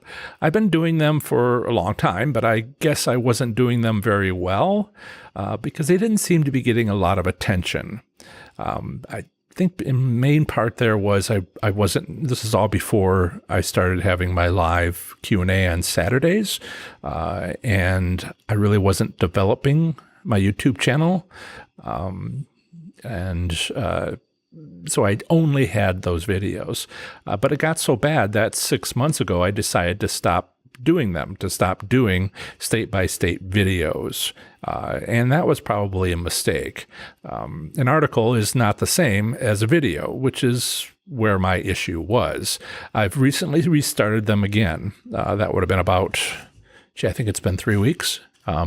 Just the idea was 3 weeks ago, and then 2 weeks ago, ordered equipment that I think will help, like a better microphone, some better lighting, and switched up the studio. And well, you'll see. Or maybe you already have, because I uploaded the first of those yesterday. But so you might have seen this. For those of you watching on YouTube, you probably saw that I released 8 new YouTube videos yesterday. These were all state-by-state videos where I picked up from where I left off, Mississippi, right? So the first one I put out was Missouri. I hope that you will find these videos as exciting as I do. I think the content's great. It was just my way of presenting it. So I'm 20. That's what, nearly 1/3 of a year. 4 months. I'm 20 state-by-state videos behind, but I've started to catch up, starting with Missouri. I've already produced 8, which is what I uploaded for your viewing pleasure yesterday. Apparently, I can create, edit, and upload about 4 per day, which is less than I thought, but is workable.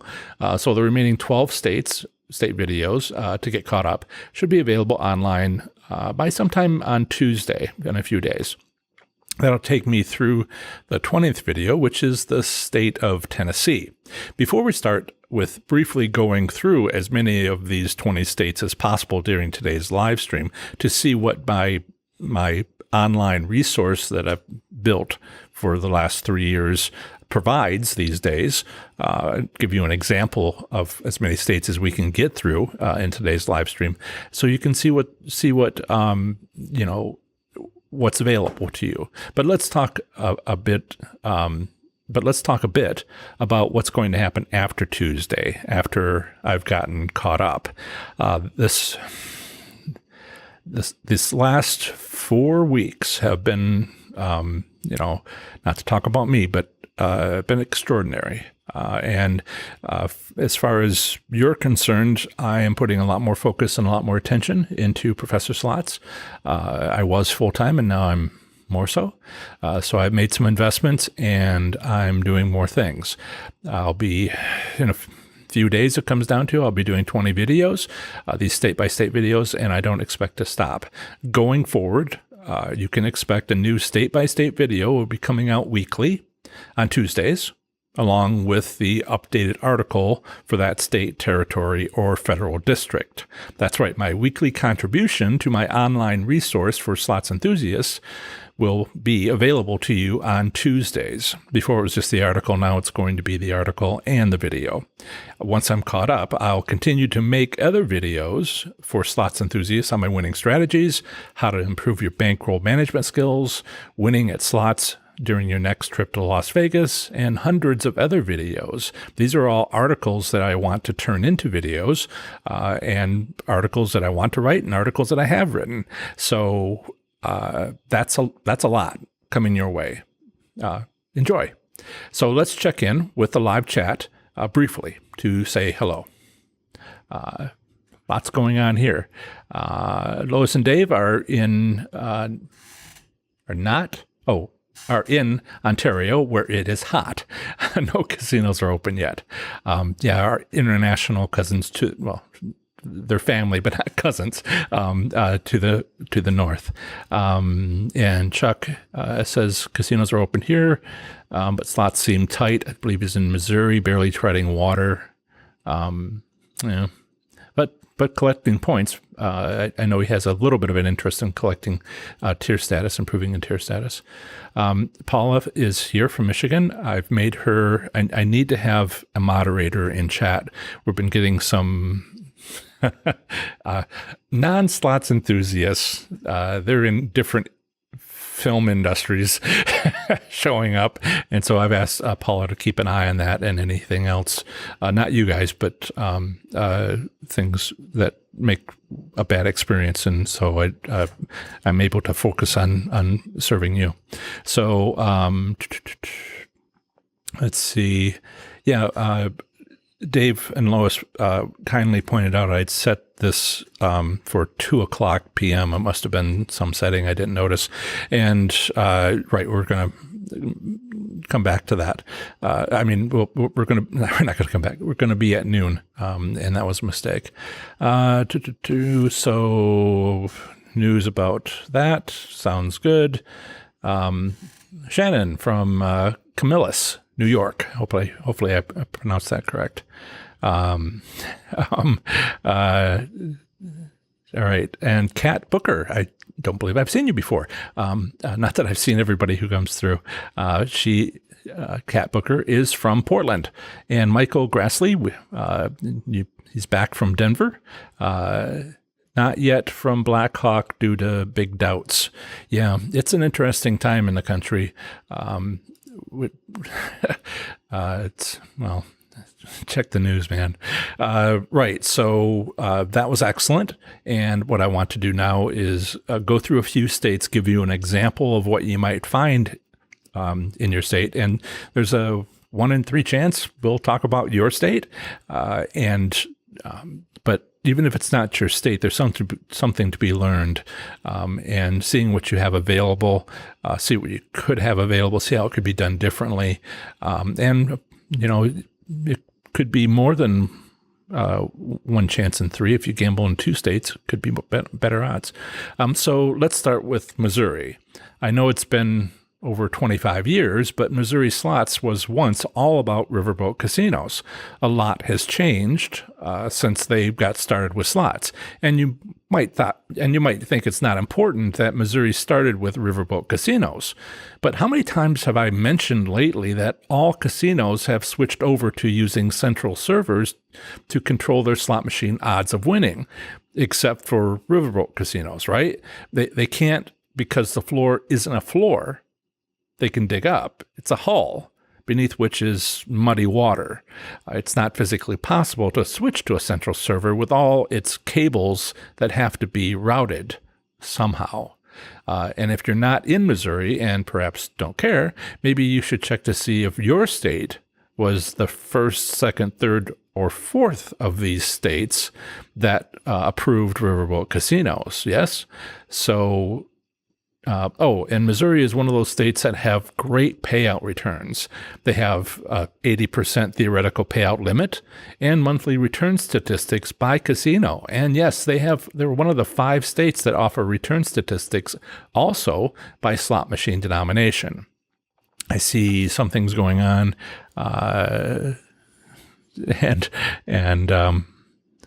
Catherine, Kat Booker is your other name.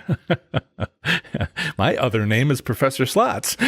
Some people, I was reading a book about doing all of this, and they said, what's your superhero name? So your superhero name, Catherine, is Kat Booker? Hi, Maggie. So that's a bit about Missouri, fascinating state. Some of you are from there. Some of you gamble there. I've gambled there. It's not too far away. So let's move to Montana. We're going to do some of these alphabetically. Montana has 8 tribal casinos, but over 1,300 bars and taverns, with over 16,000 video gaming machines. They call them VGMs, video gaming machines. These VGMs each offer video slots, but they also offer video keno, video bingo, and video poker. Their maximum bet is $2 and maximum jackpot is $800. Video slot machines at bars and taverns have a theoretical payout limit of 92%. That's for the slot machines. The poker and the keno is a little bit different. The tribal casinos don't have a theoretical payout limit, and Montana doesn't offer return statistics on any of those things. Nebraska. Nebraska is one of those I learned a lot from Nebraska. Nebraska is one of those very unusual states when it comes to gambling. According to state law, it doesn't exist. But that's only because they've legally defined what gambling is, and it's very different from most accepted definitions. For instance, Keno, poker, and craps aren't gambling according to Nebraska state law, or rather the Nebraska state legislature. And Keno is hugely popular in Nebraska, including in Scottsbluff County. Plus, casinos are illegal. It's the law. Casinos are illegal. But Nebraska has 21 gambling centers, as they are called. What's tough about gambling in Nebraska is the lack of legal protections for players, which includes a telephone hotline to report wrongdoings by Keno players. But having a state gaming commission to fix these sorts of issues has so far been rejected by voters. It's definitely a state to keep an eye on. I guess they didn't consider following Nevada's example. Speaking of Nevada, this state is a gambling example to the world, truly. They have had a gaming industry for over 80 years. At last count, Nevada has 163 casinos, with Las Vegas having 60 of these casinos. There's a lot to be said about Nevada gaming, and I have several articles on it, and eventually videos. But one of the most fascinating things about Nevada is how they've set up casino towns on the Nevada side of the state border to their neighboring states along major highways. And did you know they have 2 tribal casinos? Their theoretical payout limit is fairly low at 75%, but their return statistics are just about endless. For those of us who just like to have the numbers, the statistics, it's pretty amazing. Can't do much more than that.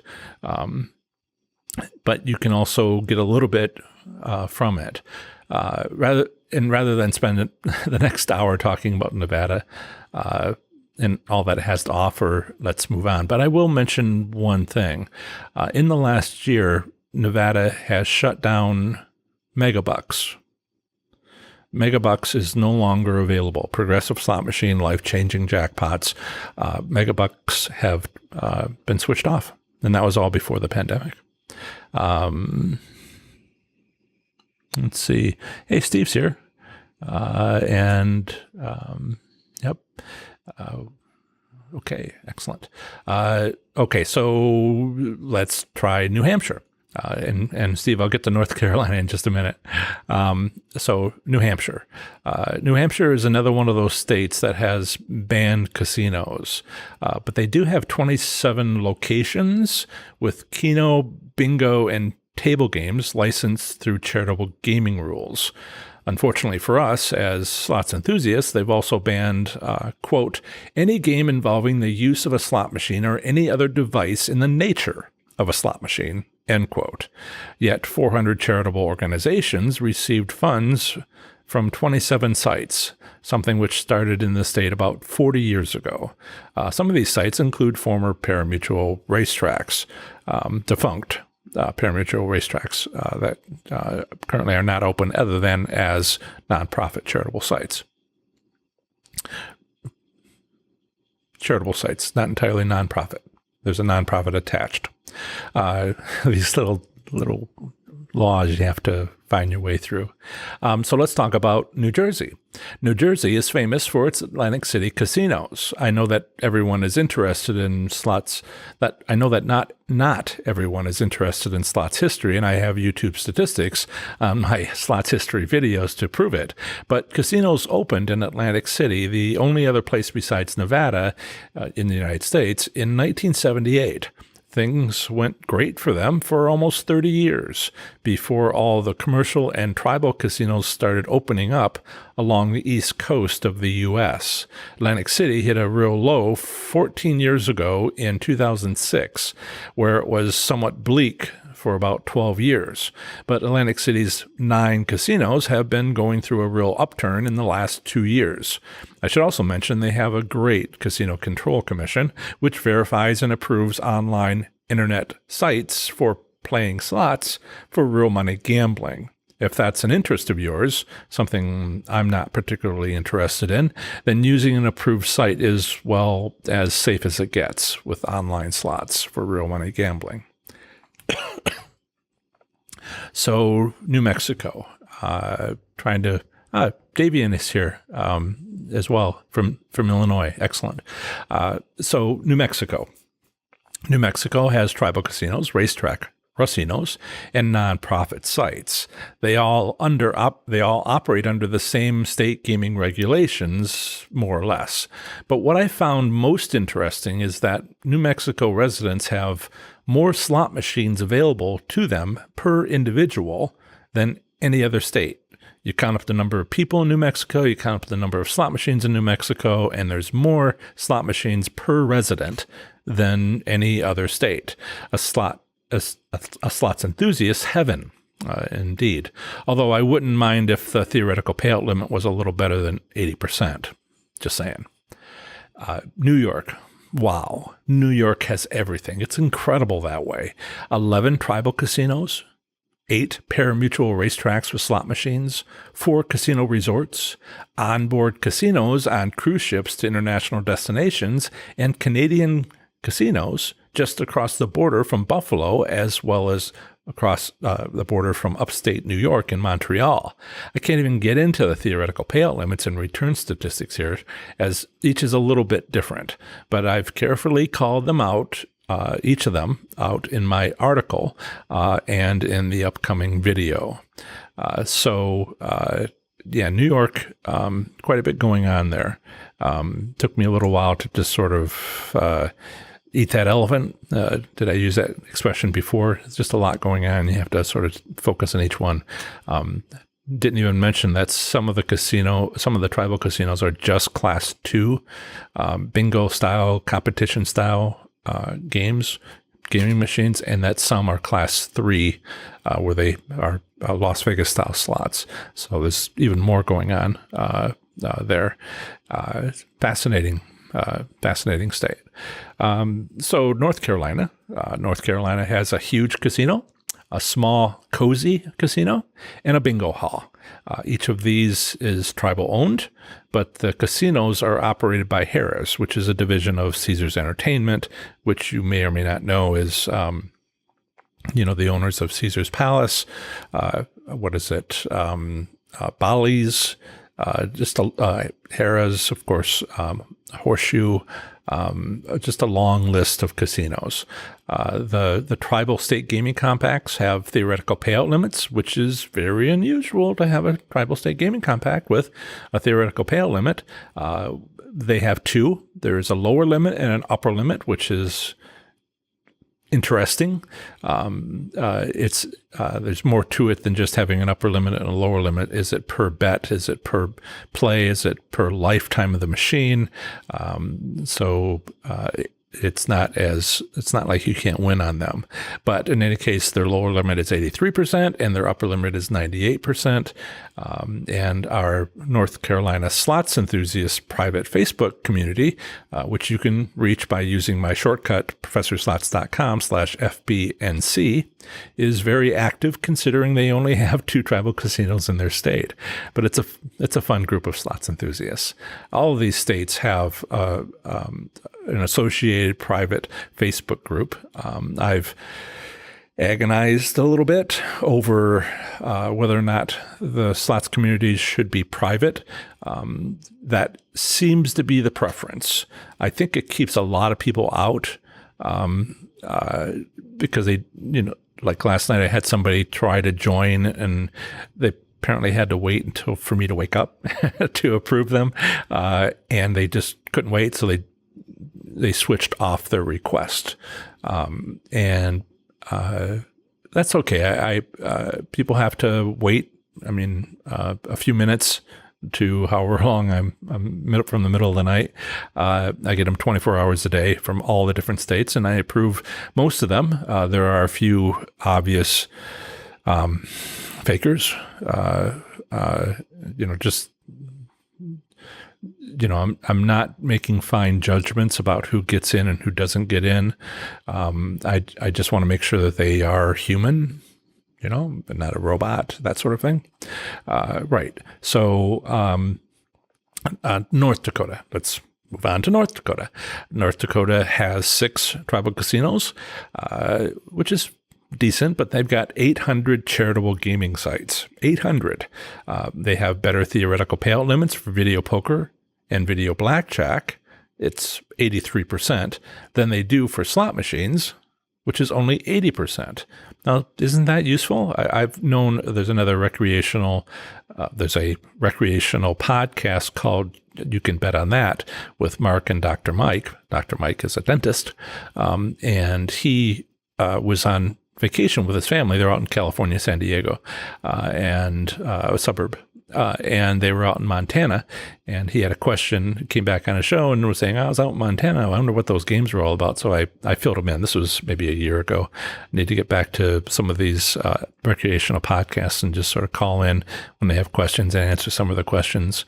But he wondered what was going on with them. So I tried to explain, did explain. So, and that's an example for you. If you were to come, on vacation, see something you hadn't seen, if you got internet access, just check my website. All the states are there. ProfessorSlots.com/2-letter postal designation will take you directly to that state. And, for North Dakota, ND. Yeah. And when you go there, it'll give you an idea. There's a map now of where the casinos are in the state, and you can compare that to where you're located, and you can, I'm trying to make this stuff useful, and it's more useful than I thought it would be. Not to get sidetracked here, but one of the things I want to point out is all of you, well, unless it's Nevada, all of you are unlikely to be interested in any particular state. But Nevada, if you ever want to go there, or go there regularly, you'd want to know that. But it turns out that as the slots enthusiasts private Facebook groups grow, there's a lot of people that go to each one of these states, and I'm starting to see the numbers rise. And I feel this truly is an online resource. So I'm going to continue. Now, I say that before I start talking about one of the U.S. territories. I think there's more than one. One of the U.S. territories, this one is in the South Pacific. The Northern Mariana Islands is a U.S. territory in the South Pacific, west of the Philippines and north of Australia. It's not far from the Mariana Trench, which will come up later. And what's going on there is frankly horrifying. I'm appalled. A year ago, I was appalled, and I'm not quite as appalled now. When I last reviewed it, and I just reviewed it for this year, but on my last series, the situation there was reported by one of the major cable news stations, MSNBC, a year ago as to what was going on. And, and I'll get into just a bit of that. Basically, my research and the news report that came out not long after last year showed that this U.S. territory had apparently been bought by China. Bribery, extortion, FBI raids, deaths. It's got it all. In the last year, it does appear that law and order is prevailing, but I was quite worried a year ago. If you're interested in seeing some of this, see my article at ProfessorSlots.com/MP for details. MP is the postal designation for the Northern Mariana Islands. Anyone else remember struggling to learn the 2-letter postal designations as a kid, all of them, and how MP for the Northern Mariana Islands was always the hardest? Or is that just me?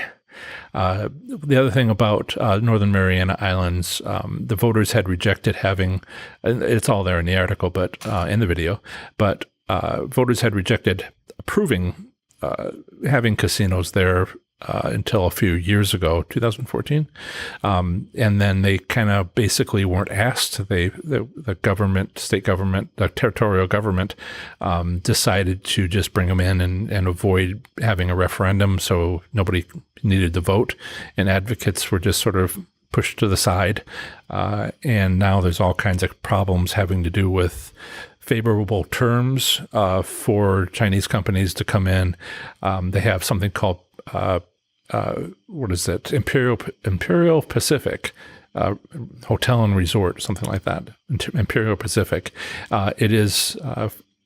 They've negotiated a contract for a 25-year contract to not have to pay taxes to the territory, but they did offer a $25 million annual fee. And apparently, according to the FBI raids, and there's been half dozen of them or something in a short period of time, apparently there was also monies given to the governor or the governor's family and other individuals. So it's all alleged. The governor, Ralph Torres, has denied any wrongdoing. And we'll see how that shakes out. Nobody was doing anything like this a year ago, so it's good to see that the FBI and the U.S. District Court on the Northern Marianas Islands is looking into this because, there's a reason why the U.S. has a U.S. territory in the South Pacific. It may not be too far ago. Yes, Steve says, please keep the private Facebook groups on private, and I will. I've made a promise, and I'm not going to switch it over.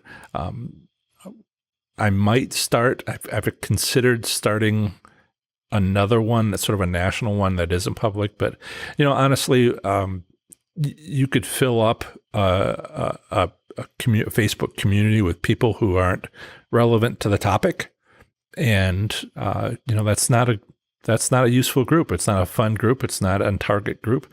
So it takes a little more time than maybe I was expecting to grow some of these groups. But on the other hand, some groups are just quiet. Some groups have 100 people and they're all listeners. We need an occasional speaker, though. It reminds me of teaching physics, where you need a group that's kind of chatty, or at least one person, even if they say things that are wrong, because everybody else starts talking because they're objecting, and instead of just dead silence. And it just seems like once they get going, then they start learning a lot more. Anyway, we do have some quiet groups and we have some very active groups. I'm looking at you, Oklahoma. But Ohio. So now travel with me from the South Pacific to my home state of Ohio. Ohio has been pretty busy building casinos for the last 10 years. 10 years. Basically, Ohio has set things up fairly simply. They have two types of casinos, but they have identical, very close to identical, I'll say identical gaming regulations, but from two different sources. The State Gaming Commission regulates 4 casino resorts, and the Ohio Lottery Commission regulates 7 racetracks with slot machines, racinos. All these casinos arrived around 2012, although they have switched ownership. And it's not to entirely focus on theoretical payout limits, but in Ohio, it's 85%, and there is no upper limit, similar to Pennsylvania, which we'll have coming up, which is also 85%, but they have an upper limit of 100%. So that's kind of it for Ohio. I'm going to jump to Oklahoma and start talking about that, but I do want to see if there's anything I need to address in the live chat. Make sure that's still pretty acceptable. Shannon says, yep, in New York. I think you said New York. And Maggie is New Jersey. And I think they're still closed. I think I heard something about New Jersey opening soon or would. Yeah. Right. I talk about this as an online resource, and I provided professorshots.com/tracker for the American Gaming Association's way of keeping an eye on how many casinos have reopened. I didn't tell you the statistics for today because it's only like 3 more casinos. I think it was 150 that were closed out of the 989 casinos. 150 were closed a week ago, and there's 147 that are closed. So it's only changing small amounts.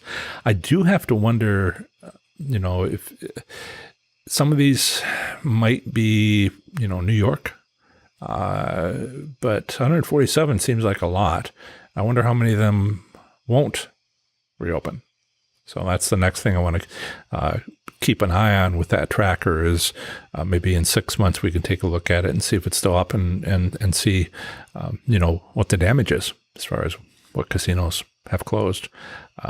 I will be doing the same thing as I go through my 4th series on my online resource week by week by week, but it might be a little faster. It'll take 13 months to get through all those. And even then, it's after the pandemic's over. Right. So Oklahoma, it's really hard to count how many casinos it has because some of them are gasinos, which is that's a fun term. That's a fun term.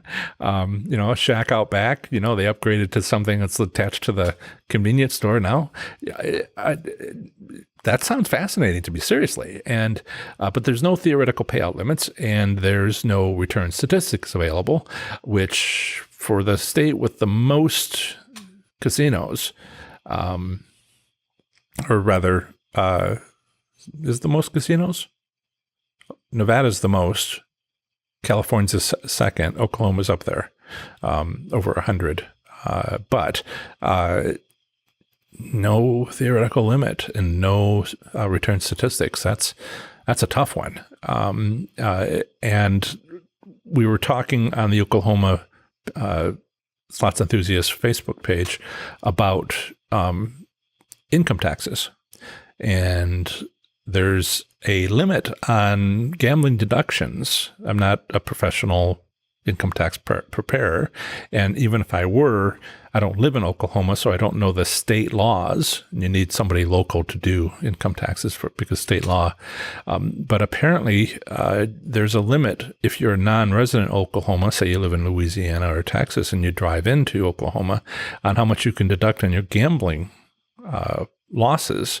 And 4%, I don't know what the state income tax is, but I'm familiar with states that have 4% state income tax. And, you win $1,000, you spend $1,000, you win $1,000, you spend $1,000, and you've got $2,000, and then you win $2,000, right? And you a hand pay, so you spent $2,000, you won $2,000, you know what I mean? And your deductions might be $2,000, but you don't have to pay taxes on it because you can deduct up to your winnings. That's at the federal level, and many states do the same thing, but not Oklahoma. And so you could end up, hitting the limit, and everything over that limit on your gambling deductions doesn't apply in your state, and it becomes a 4% tax. Your payout return just dropped 4%.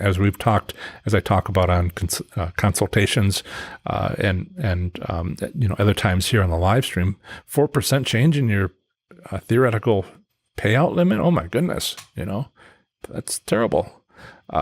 So Oklahoma has roughly half Class 2 and half 3, half Class 2 and half Class 3 machines, more or less. In 2015, it's been a little while. They said 57% were Class 3 games. I don't know of any other state that has that kind of ratio, but it is hard to get good information. Let's see. Maggie says, "Hi, John. I play slots in Southern California and have enjoying consistent carousel method pre-COVID wins. Now past COVID, I'm not having as much luck. What do you think about the way what do you think about the every other machine method?" I'm glad to have a question. I want to kind of break up going state by state. And I think if it works, it's great. These are tribal casinos, right? So in California, it's all tribal casinos, and it's you can expect things to happen with that's possible to do with tribal casinos. So they're not likely to be sold, right? Very, very, very unlikely to be sold by the tribe. So you don't have to worry about their building up their crowds before, to make themselves more favorable to be purchased. There's just a list of techniques to try that apply. And I think that every other machine, you're talking about there being off. I think it's fine to try the methods pre-COVID or after COVID. It isn't really about the techniques having changed. I'm not looking for I'm not trying to find a way to win during a pandemic, because in 6 months it won't matter. Oh, hopefully. Another 100 years, the next pandemic, it might matter again. The options that are available to casinos as far as setting up the odds of winning in some consistent pattern, of which I've mapped out 7, 8 of them, they would likely change. Normally, when it's not a pandemic, it's unusual for them to try something else. But with this pandemic and just the way their finances were hit, then they may try one of the others. It's not like there's too many more. I mean, I might have missed a couple, and I might learn about some additional ones, particularly fine tuning, but the major ones I've mapped out, and they may change because they're driven to by the change in finances. But I think mostly what they're trying to do, the bad ones and ones that are not thinking about it, are just turn down the odds of winning. We're taking your money. That's it. But then you have other places that are like, well, if we do that, we're going to, the smarter ones, if we do that, we're going to lose people and they might not come back. And we all remember when the last time we did that, and it was so terrible, we had to woo them back and it took such a long time. And, these experiences that they have, particularly as tribal casinos. Oklahoma knows what I'm talking about from January and the arguments, the feud with the governor. But these changes in, the good ones are trying to have jackpots, but just reduce the amount, because a lot of people there a lot of slots enthusiasts are there for the entertainment, and the entertainment is to win. I mean, just have the feeling of winning, to have it ping, ting, ting, and great. And if you look at the amount and go, well, that's just about what I spent to win that, and, instead of double. You're not making a profit anymore, but you're still winning. That's a whole lot better experience for both the player and the casino, because the casino's making money, and particularly if they don't win as much as they're betting. And that's different from what was done before, and everybody gets what they want. So you gamble, and you lost a little bit of money. Well, you paid for your entertainment. That works. That's a win-win. It's the people that not the casinos that are not thinking about it, are just saying, well, we need the money, so we'll take the money. I'm like, well, your next quarter is going to be tough because those people aren't going to come back. Anyway, I've talked about this sort of thing. Follow your try to sum this up. And I know everybody has interest in winning slot strategies. So step number 1. It's possible. The casino has control. There's a bunch of things that they could try to do. I've tried to map them out and have mapped them out. And you have to sort of decide which one are they doing now. Before, people were like, oh, there's no such thing. No such thing. It's all luck-based. The slot machine reel was never turning freely, on an axle going tick, tick, tick, tick. It was always being turned by a motor that would stop at a particular position decided upon when the bet was made. And now casinos have even better control. And so understand what casinos might be doing and then start working through them. If you think it's every other machine, then it's every other machine, because I trust your instincts, go with that. If you're winning money, figure out what it is that you're doing. That's not luck. That is winning, that is a pattern. Okay. Let's see. Yep. Okay. So thank you, moderator, for putting in the link for last week's video. I make those kind of hard to find. Right. So I think I got all the questions in there. What else can I say about Oklahoma? The map was tough. Trying to get 131 different casinos on a map and still be able to read it. But I persevered. I used my PhD to try to do a different kind of style. Right. So Oregon. And Oregon is 9 tribal casinos, but there's, again, many bars, taverns, and pari-mutuel wagering sites with video lottery terminal style slot machines. The non-tribal VLTs have a theoretical payout limit, but the tribal casinos do not, and neither of them have a return statistics available. For the non-tribal VLTs at bars and taverns, it is, this is fascinating. I know I keep on saying that, but it really is.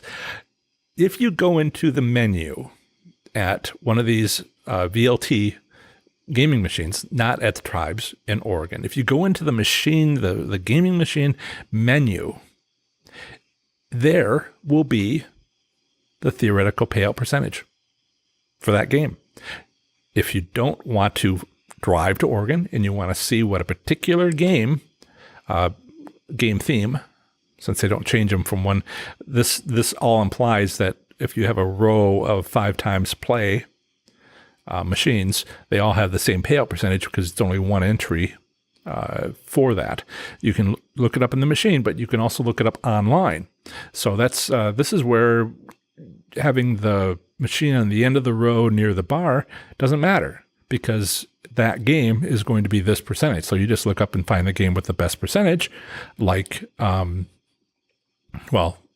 have to find it and play that one. So every state's got a little bit of different stuff going on.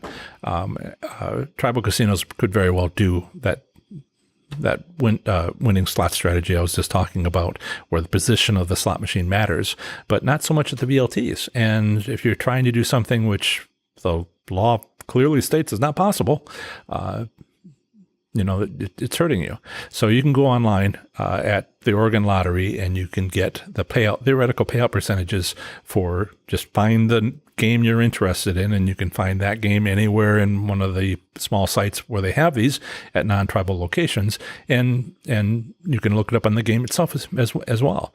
So that's just fascinating with Oregon, I thought. Got a longer question again. See, Shannon, does changing bet amounts while playing hurt or help your odds? I guess my question is, does machine reset itself with each change of bet? It shouldn't. What I've found to be a change in bet is if you don't have money in the machine, okay, but you can change the bet amount without taking all your money out in a voucher and then putting it back in.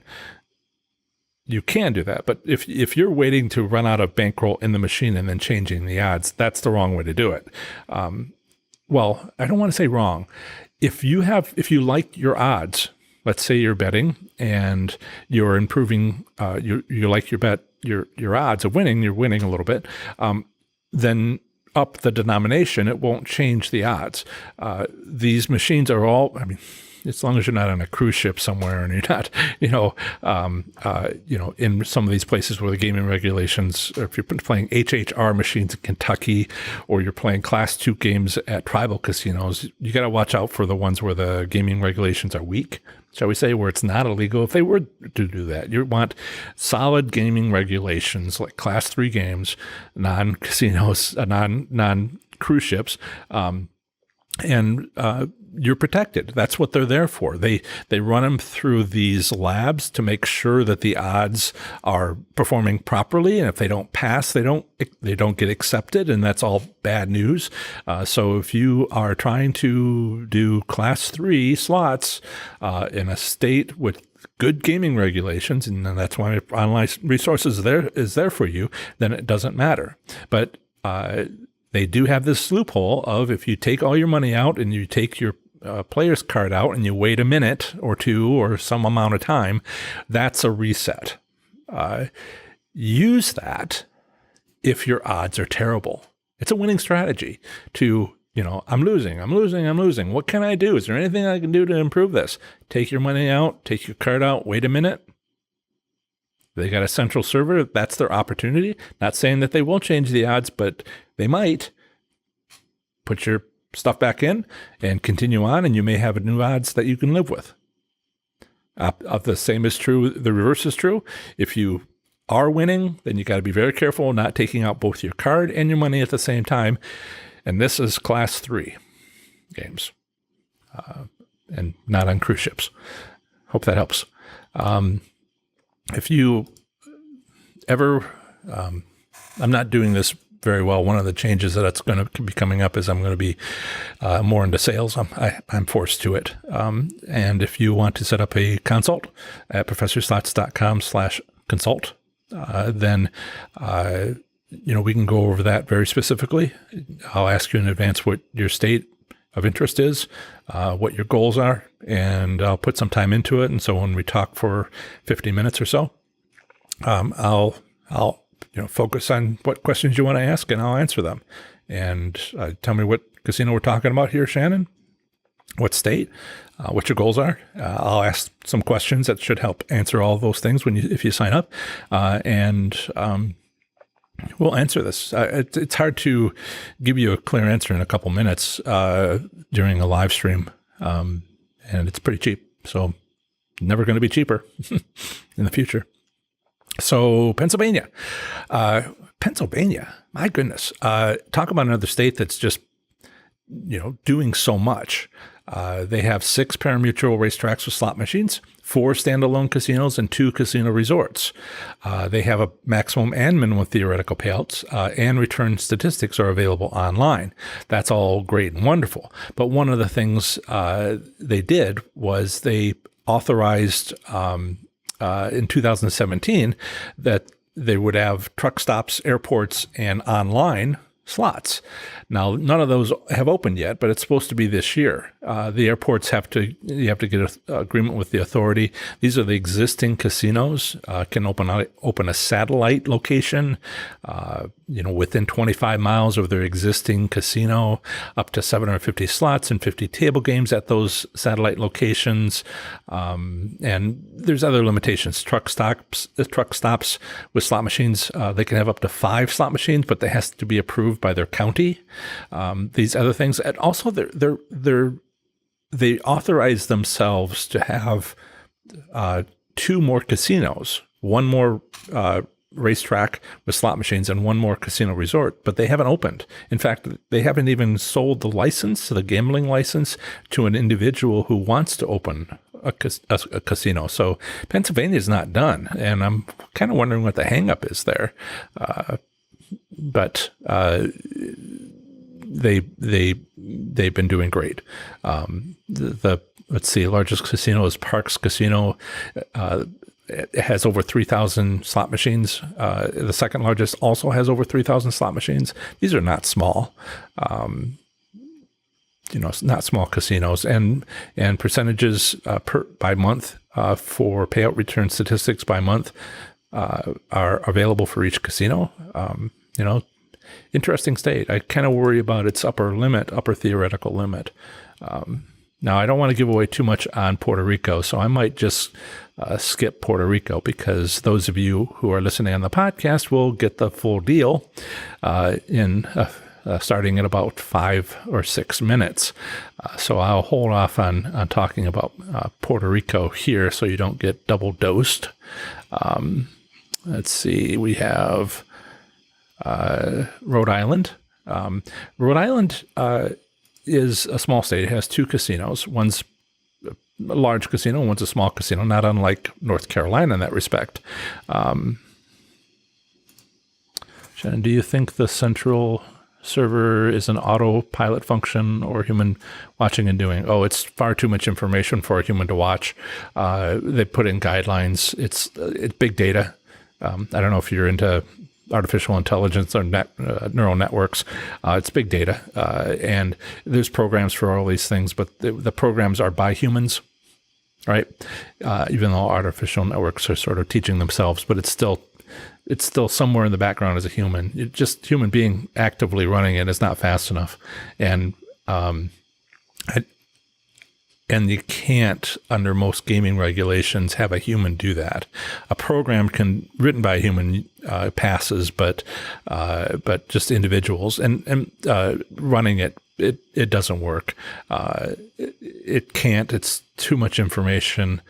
Even with the program. It might be 15 minutes after you sat down that the program even acknowledges, comes back around to understanding that you as an individual is connected to that game, and you're long gone by that point. So there's it's not real time, even with the computer. And if a person was doing it, it's just way too slow. And I have to say that a lot because we all worry about that sort of thing. Right, so 2 casinos in Rhode Island. I was having a conversation. This really goes back to your question about central server. Does Rhode Island have a central server? I puzzle over this stuff, okay? They have a lottery system that is connected off-site to both casinos and their video slot machines because it's connected to the state lottery, and who does what? There's another guy, netimegambling.com. NE is New England Time Gambling, all no spaces, no dashes, nothing like that, .com. Robin Aubin, and he's a great guy. I've met him, chatted with him. He doesn't have his own podcast, but he shows up on a lot of others, calls in and asks questions, good questions. And he's got a website and all that. Not entirely slots. He does a lot of the table games. But he's New England based. So he's keeping an eye on things out there, not just Rhode Island.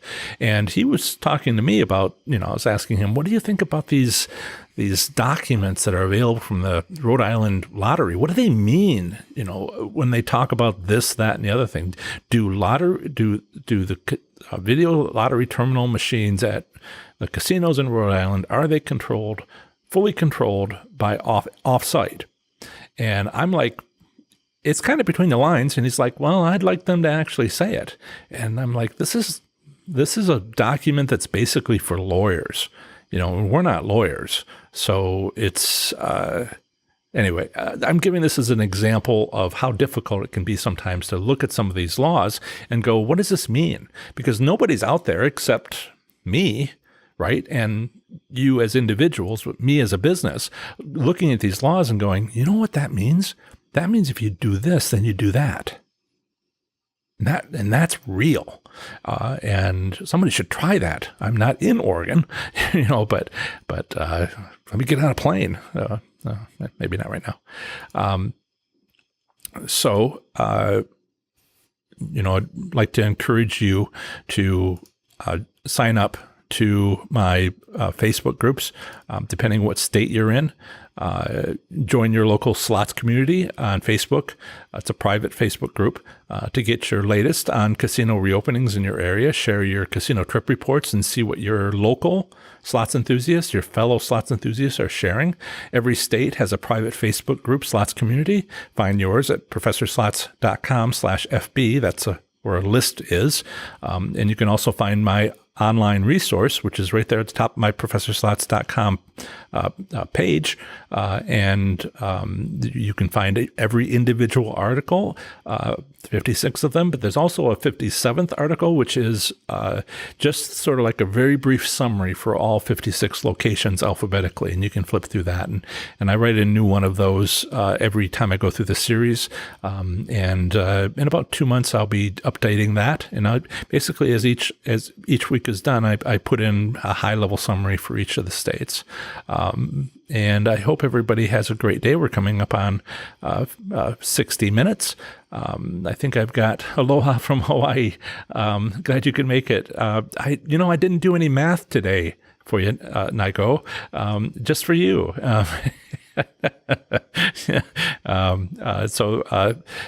Thank you, everybody, and watch more of my videos to improve your slots gambling performance. Have fun, be safe, make good choices.